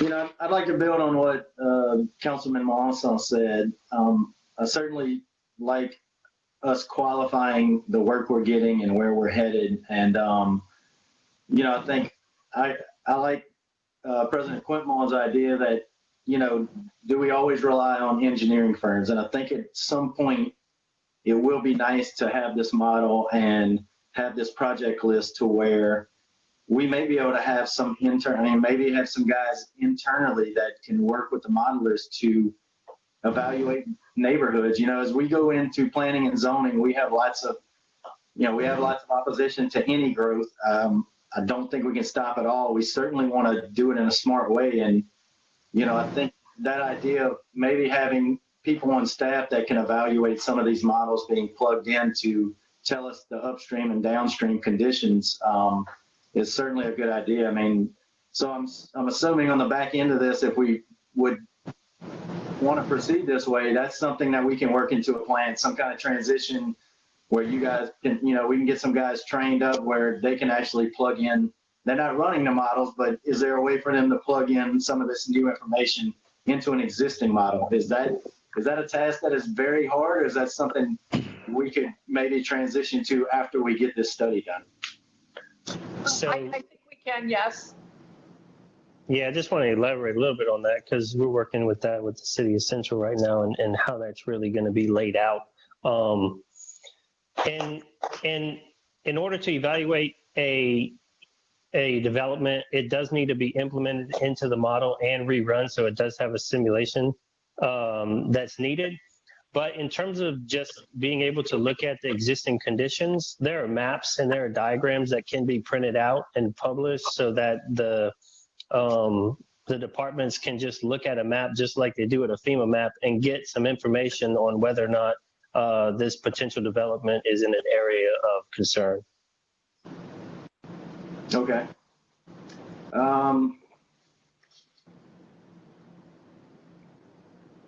I think I have a lot written down. I think most of it has been covered. If something else comes up later, I'll certainly send an email. But I would like to echo everyone's thoughts that we appreciate the effort. I've enjoyed hearing Melissa and the rest of you guys really explain how this works, what advantages it can have. It's, you know, I'm more on the chemical side of things, so hearing this about the civil side of things and really using I'm also data driven. I just thought of one question I had. So I talked about last night how we dig ditches and we increase capacity, or, you know, maybe we're just answering a work order, but we don't truly understand what effects that has upstream and downstream. Would a working model like this be able to identify a section of ditch where we're going to increase capacity by 10%, what it does upstream and downstream, or widening a ditch? I mean, are we going to have those kind of capabilities after this model is built? Yes. Okay. Because I'd like to get to where, you know, rather than answering work orders, we actually look at our work orders and we prioritize which ones get us the most bang for our buck. I mean, if we're going to spend money, $8 million digging ditches, let's make sure we're digging the right ones. Absolutely. Okay, thank you.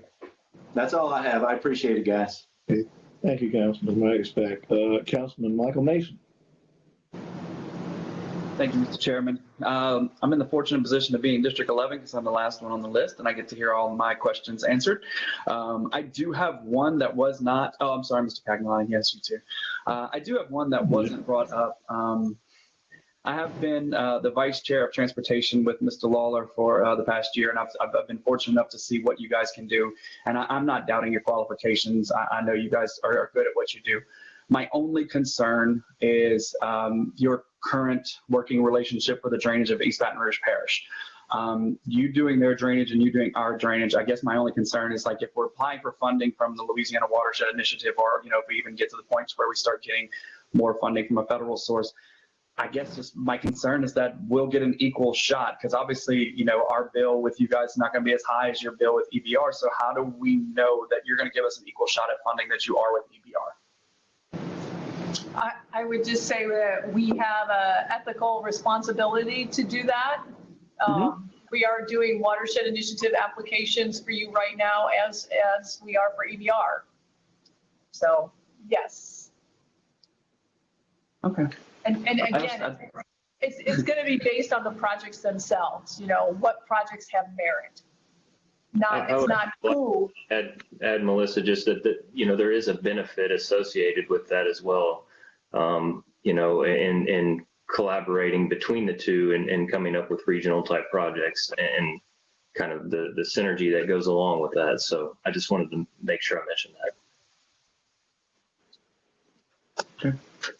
Well, that was my only concern. Like I said, the rest of my questions were already addressed by every other council member. So thank you all very much for your time, and I yield the floor, Mr. Chairman. Thank you so much, Michael. I'll just conclude by saying that I guess we're all after the same thing, to help our citizens with a master drainage plan that would be comprehensive. It would address drainage, it would address funding, it would address project priorities to keep water out of our citizens' homes, and to keep the water moving, whether it comes from Baton Rouge, but keep it going through. And I know that it's the Corps of Engineers' responsibility not to allow our drainage to impact other parishes, and for parishes above us not to impact us.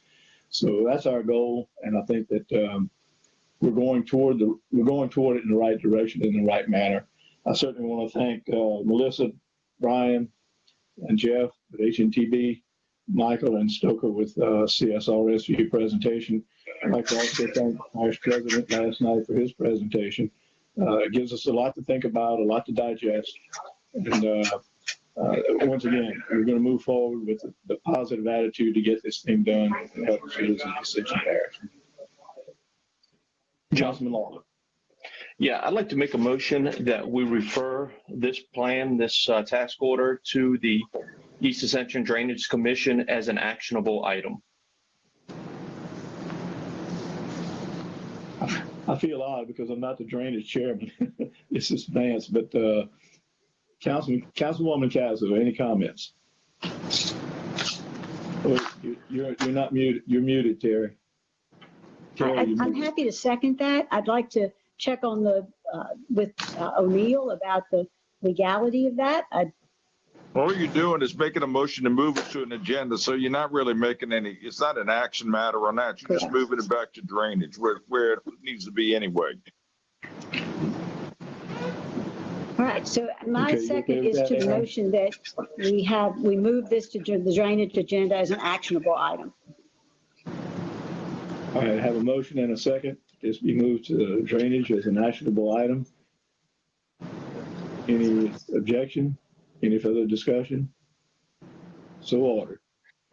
Again, thank you all, and we'll proceed with the meeting for the Finance Committee. And we'll move on to item A, Ascension Economic Development Quarterly Briefing. Kate McCarthy, if you would, Ashley, please let Kate get into the room and come make her presentation.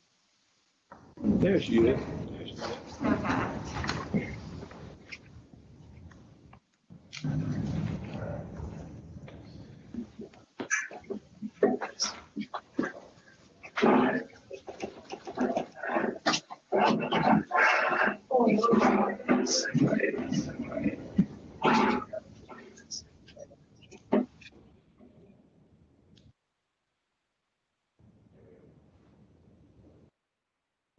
That's the last slide. Can we start to get to the first?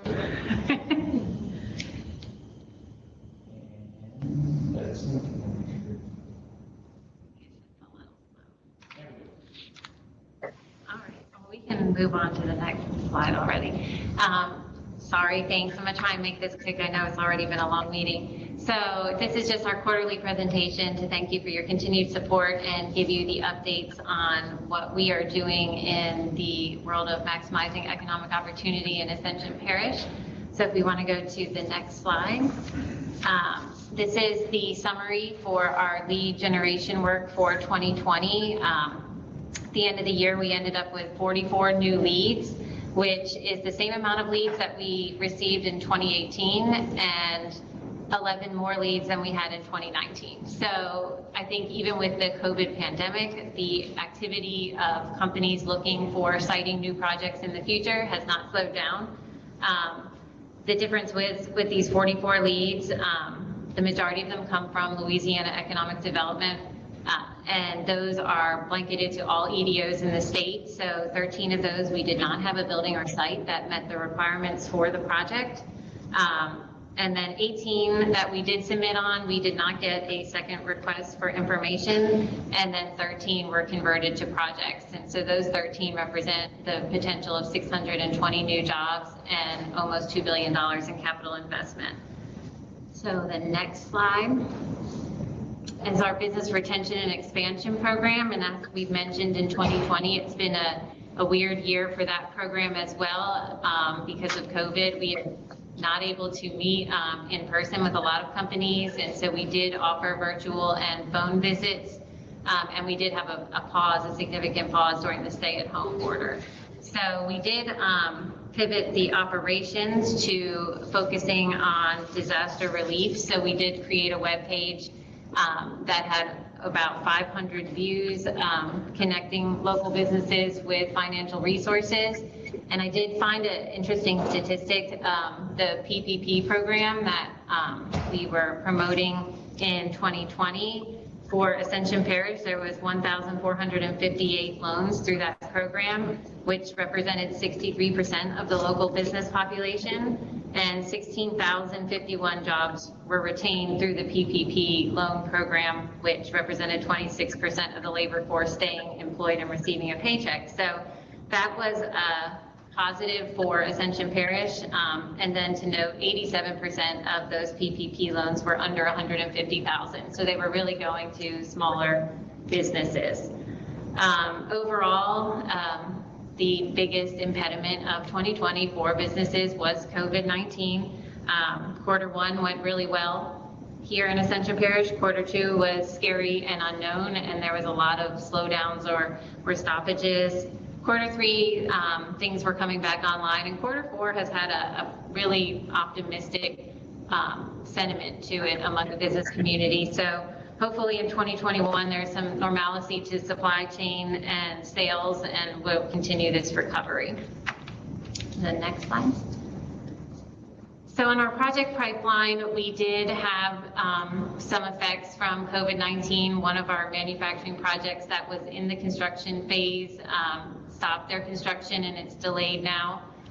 8 of our manufacturing projects that we're anticipating making a final investment decision in 2020 delayed that decision. So one of them has actually taken that project off the table. So that project was $130 million and 15 new jobs, which is now not going to happen. And 7 of those projects, we are still waiting on their new FID decision, which is likely the end of 2021 or 2022. We did have one major manufacturer close in August. Their raw material and their finished product were both a volatile global market, and after the COVID-19 pandemic, the business just couldn't sustain. So we did lose 302 jobs in that closure. There was also the closure in Shell Convent in our neighboring parish of St. James. So we did reach out to Shell and help connect them with resources to other Ascension Parish manufacturers to try and help connect their impacted employees with other job opportunities in Ascension. Next page. It's not all bad news. So we did have good news in 2020 that was in the news media. If we go to the next page, we ended the year with 69 new jobs created and $1.3 billion in new investments. Those were through 3 projects with CF Industries, REG, and Westlake Chemical. The next slide, please. And we do have a strong project pipeline currently. So going into 2021, we have 34 active projects that represent $9 billion of potential capital investment and 1,390 potential jobs. We usually report on the A projects mainly because those are the ones likely to make a decision within 12 months. And those projects are on the screen. 3 of them are recruitment projects, which would be new locations in Ascension Parish, and 7 are expansion projects from existing employers. That would create 327 new jobs if we win all of our A projects and $2.2 billion in new capital investment. So we're hoping to have another strong year when we finish of 2021. Next slide. Our strategic plan is almost complete. It is in the final edits. And so thank you again for those of you that participated in the surveying process to put together the priorities for the parish and for the economic development team. We are planning on releasing our 2020 annual report in March. We are still doing the process for becoming an accredited economic development organization. We are in planning phases for different items on the Riverplex Mega Park, which is the 17,000 acre site in Modest. We are under a contract with CSRS to do some infrastructure data, mainly to go back with the NOBRA pilots and reassess different places for docks along the site river frontage, and then update some maps for the parcels of property where we are most frequently getting requests for information for those sites for projects. We are in the planning phase for 2021 to do 2 items. We are now pairing with Donaldsonville First program to do some industrial job education and training series for high school seniors and 1 event for the community as well. And then we do have another certified site that is in the beginning process, which is 400 acre piece of property within the Riverplex Mega Park. And we are also underway on our video series that we talked about last year. We are going to complete these 3 videos in 2021. We have selected 73 visuals for our first video and have almost finalized the script and will be in production soon. So this video is going to highlight industry in Ascension Parish and kind of a day in the life of how money moves and why industry is important. And the goal of these videos is to really simplify the economic development process and how industry impacts everyone's daily life in a way that is maybe entertaining for citizens to understand. So that is the update on our program of work. And then in closing, as always, we keep a running tally of since AEDC has been created, we've created over 3,000 jobs, $9 billion in investment, and $185 million in annual wages. So your money is well spent. If we're successful, the parish is successful. So I am open for questions. Thank you very much, Kate, for your presentation. I appreciate that. Thank you also for you, Lisa, and Missy's hard work. And any questions from any council members at this time? Okay, I don't see any hands raised, so thank you, Kate, again for your quarterly report, and we look forward to the next one. Okay, thank you. Okay, moving right along, item B, Fire District number 3, Trust Fund Review. Mark Stewart, Fire District number 3.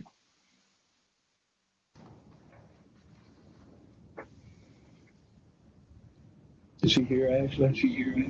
He's coming. Yeah, he's coming. Okay.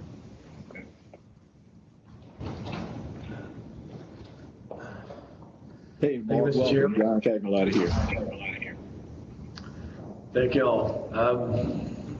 I'm not sure exactly what I'm explaining, other than this trust plan was developed by the Board of Commissioners for Fire District 3 is to provide some assistance for retiree health insurance. As a small group plan, we're unable to provide retiree health insurance. So this is a stipend plan that would give reimbursement for a retired individual and their spouse, if applicable, to assist them for legitimate and documented health care expenses, primarily paying a premium for healthcare expenses once they retire until they reach the Medicare eligibility age. That time that takes over, they would no longer receive this money. So the Board of Commissioners and myself, we worked with a trust plan attorney, an actuary to develop this, also a trust company to manage the trust when it's established. Last year at budget time, we asked to have this amount of money put into this year's budget, but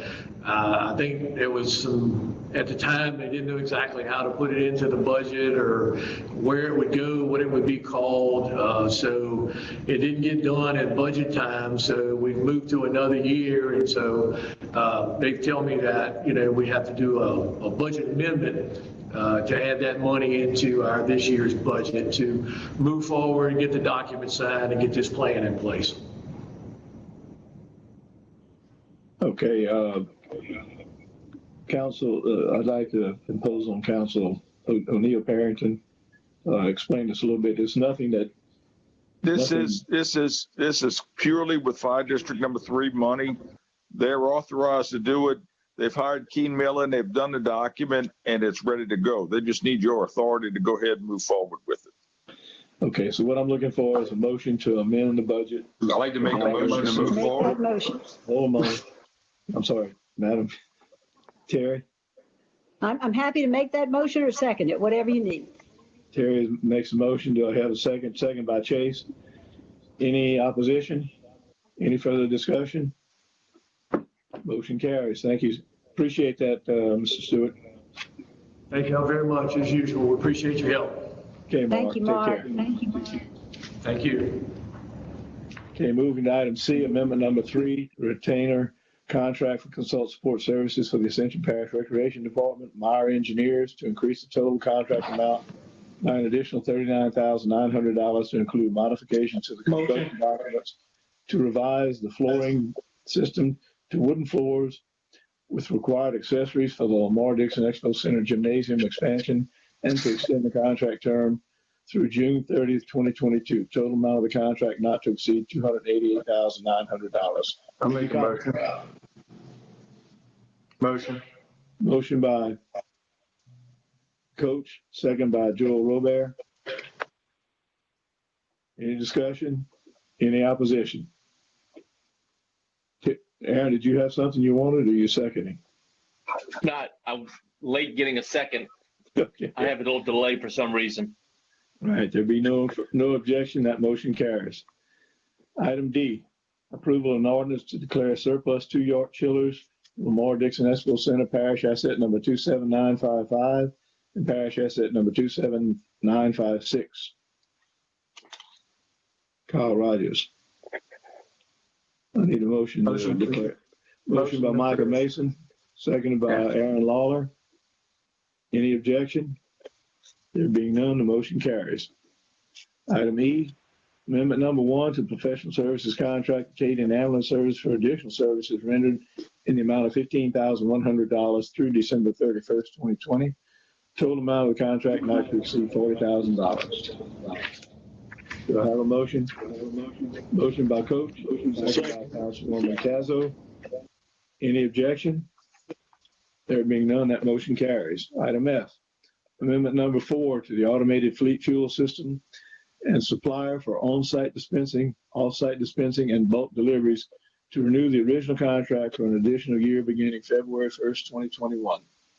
Is Jade in, please? Does anyone need an explanation for that? Motion. Motion by Councilman Mason. Councilman Michael Mason. Second by Dow Wagaspat. Oh, never mind, not a second. Do I have a second? Second by Joel Robert. Councilman Wagaspat, you have a question? Yeah, I'm looking through the item report do we have an amount on this? I mean, is this something we should go out to bid for every year? Is this something included in our regular fuel for the year, or I'm just? I really do not know. I did not get the question. Go ahead, Joel. I believe this is for the fleet system. I don't think it's actually for fuel. It's for the server system at the DPW. It's actually for fuel, bulk fuel. Oh, well, then I can't second that if it has anything to do with us. Okay, here we go. Here we go. Is that you, Jay? Yes, sir. Okay, go ahead and please explain this to the committee, if you would.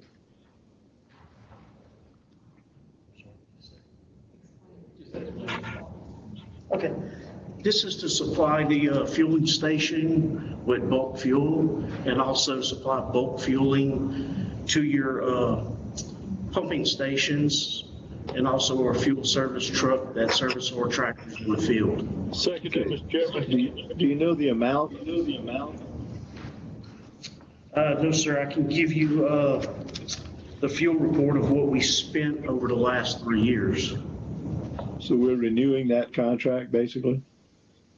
Yes, sir. Renewing for an additional 1 year. Why don't you give us the numbers for last year? Okay. 345 days. We're missing 20 days due to the COVID and the end of the year report. But the 2020 quantity was 361,914 gallons. For a total cost of $528,492.09. Compared to 2019, an average consolidated cost of $1.46 a gallon, with a savings of 63 cents a gallon for total consolidated.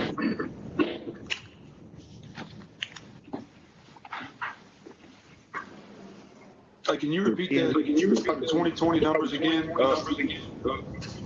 How many gallons and how many dollars? Yes, sir. Total consolidated all fuels, 361,914.20 cents for a total cost of 528,492.09 cents. That is an average of $1.46 a gallon, all fuels consolidated, and a 63 cents savings over 2019 per gallon. Okay, I'm good, Mr. Chair. I heard your numbers wrong the first time. Okay. Any other questions? Okay, I have a motion and a second. I think I do, don't I? Okay, I think I have a motion by Councilman. Well, is this with fuel control system? Like fuel control with river excavator? If it is, I have to withdraw my second. I gotta recuse myself. I think this is for actual. I have the second, Mr. Chairman. Yes, yes, it's for the fueling contract for the fueling station at bulk fuel. Councilwoman. Can somebody else second it? I did. I think Dempsey seconded, and I have a question. When was the last time this was bid out?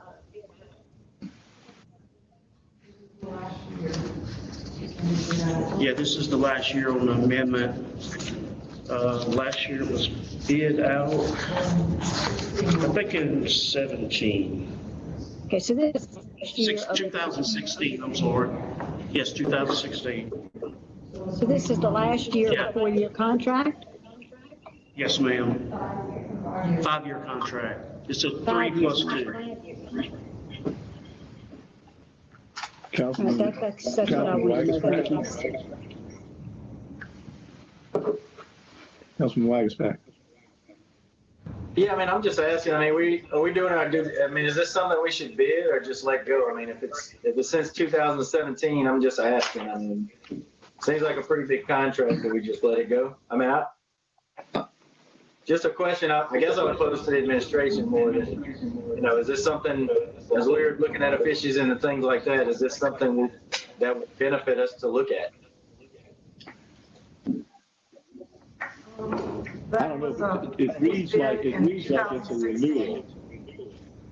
Sandra, It was go bid ahead. out in 2000. I'm sorry. It was bid out in 2016, and it was a 3-year policy, contract with 2 one-year annual renewals. So we're actually going to be into starting the last year of that bid. So it would be time to do it again, to go again at the beginning of the year. Okay, Councilman Lawler.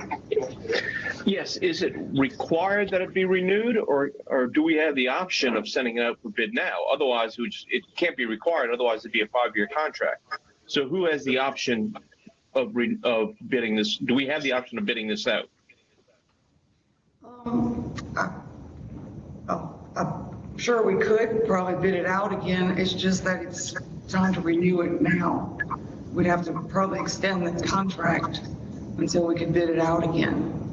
Well, I'd make a motion. I make a motion that we extend the contract by 1 month and then bid it out. May I make a suggestion? Probably would take a little longer than a month. You probably need at least 2 months. Okay, I guess I'll make a motion that we extend the contract for 2 months and then rebid this. Question. May I make a suggestion? With the lack of information that seems to be here, can I get this motion to defer this to next month's meeting? I'll second that. I got a question, or actually I have a comment. Go ahead, Councilman Robert. I just had a phone call. It's about a fleet control system. That's Keith. It's not about a pump. It's not about the fuel. It's not about anything with the gallons. It's about the actual fuel control system with the contract. But y'all can defer it if you like. Councilwoman Cazzo. I would second a motion to defer. I'd be happy to make a motion to defer because we don't really know what this is. And certainly we don't know for how long it is. And now we have some lack of understanding of what it actually is. So I would make the motion that we defer. I second Ms. Terry's motion. Do I have a second?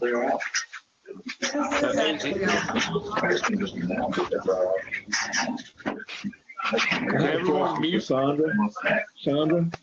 Is this time sensitive, or is this something we can defer to next month and get the details and particulars on it? It'll be expiring in February. But it is a fuel contract for.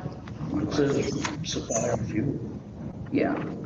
It says supply to our site fueling. This is our fleet fuel system and, off-site and bulk deliveries.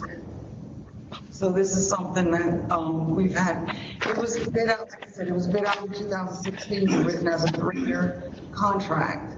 And then we had 2 one-year renewals. Councilwoman Cazzo. Were those 2 one-year renewals in the original contract, or has that been brought back to us each year just to renew? It was brought back just to renew. We did the same thing last year. And then we're entering the last year before it's time to bid. I mean, I'll let O'Neill answer that, but if y'all wanted to rebid it now, you could. It was 3 years, and then you could renew it for 2 under the same terms. Okay.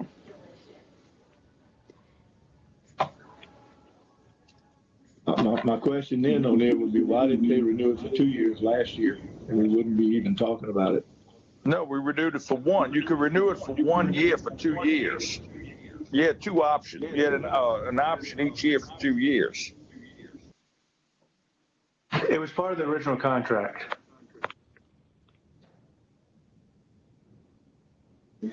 Well, I'm like Councilwoman Cazzo. I'm a little bit confused here. I have a motion to defer this to the February meeting. And I guess if we need to go back. Councilwoman's. Go ahead, Chase. I seconded Councilwoman Casso's motion to defer. All right, I have a motion and a second to defer this to next month's meeting. Any objection? So ordered. We'll put it on next month's agenda and ask for clarification an explanation from whatever department is necessary. Item G, amendment number 1, professional services contract. Alicia Massey, LPC-S, for Ascension Parish counseling for additional services rendered for an additional amount of $925. Total contract amount shall not exceed $34,925. Motion. Motion by Councilman Mason. Councilman Mason. I said Mason, Councilman Mason. Do I have a second? Second by Councilman Dempsey Lambert. Any objection? There being none, that motion carries. Monthly contract report from Sandra Pereira.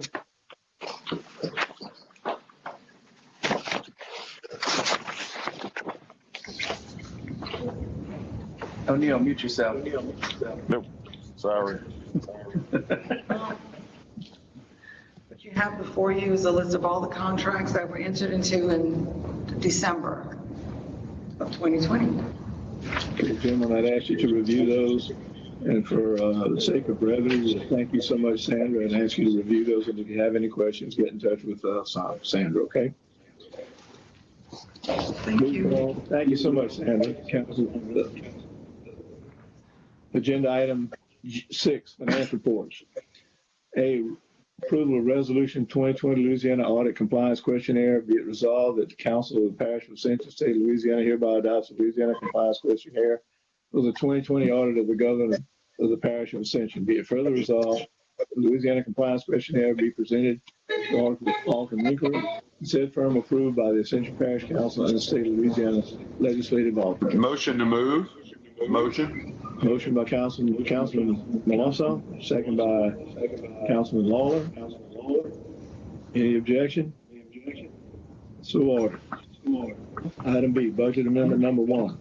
Approval to amend the 2021 budget. Dawn Caballero. Thank you, Ms. Dawn. Good evening.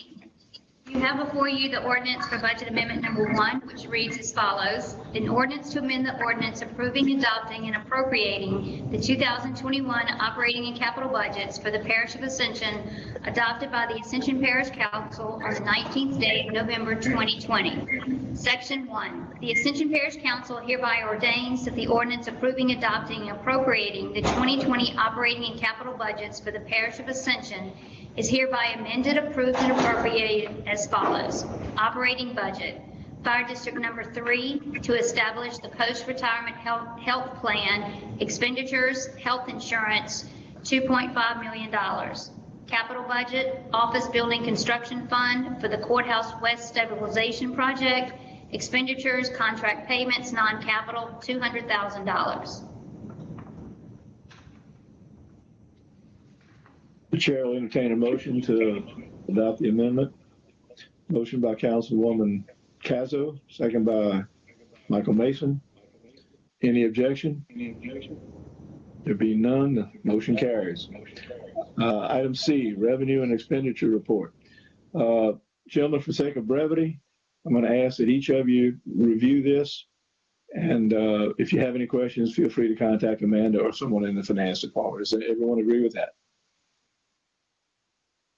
I don't think we need a motion. We're just going to agree to do that, and we'll move on to items D, bid quote items, to accept the lowest responsible bid quote as follows.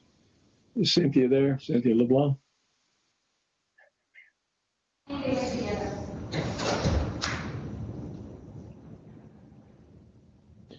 Motion, Mr. Chairman. Item 1, installation of 400 kW generation to Public Utilities West. Quote request Delcon LLC, $52,168.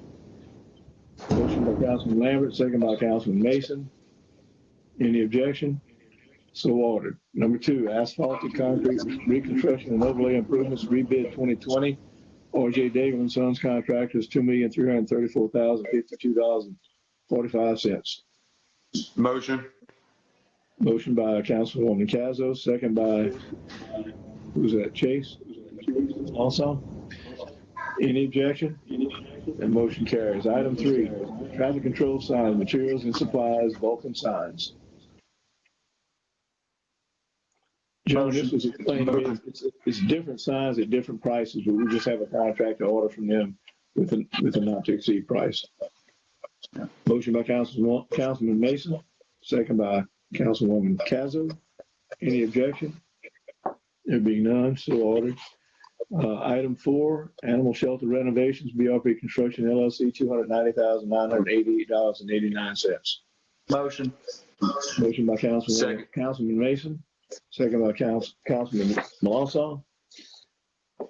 Any objection? There being none, the motion carries. I need a motion to adjourn. Thank you. Motion to adjourn. Thank you, Ashley. Appreciate it.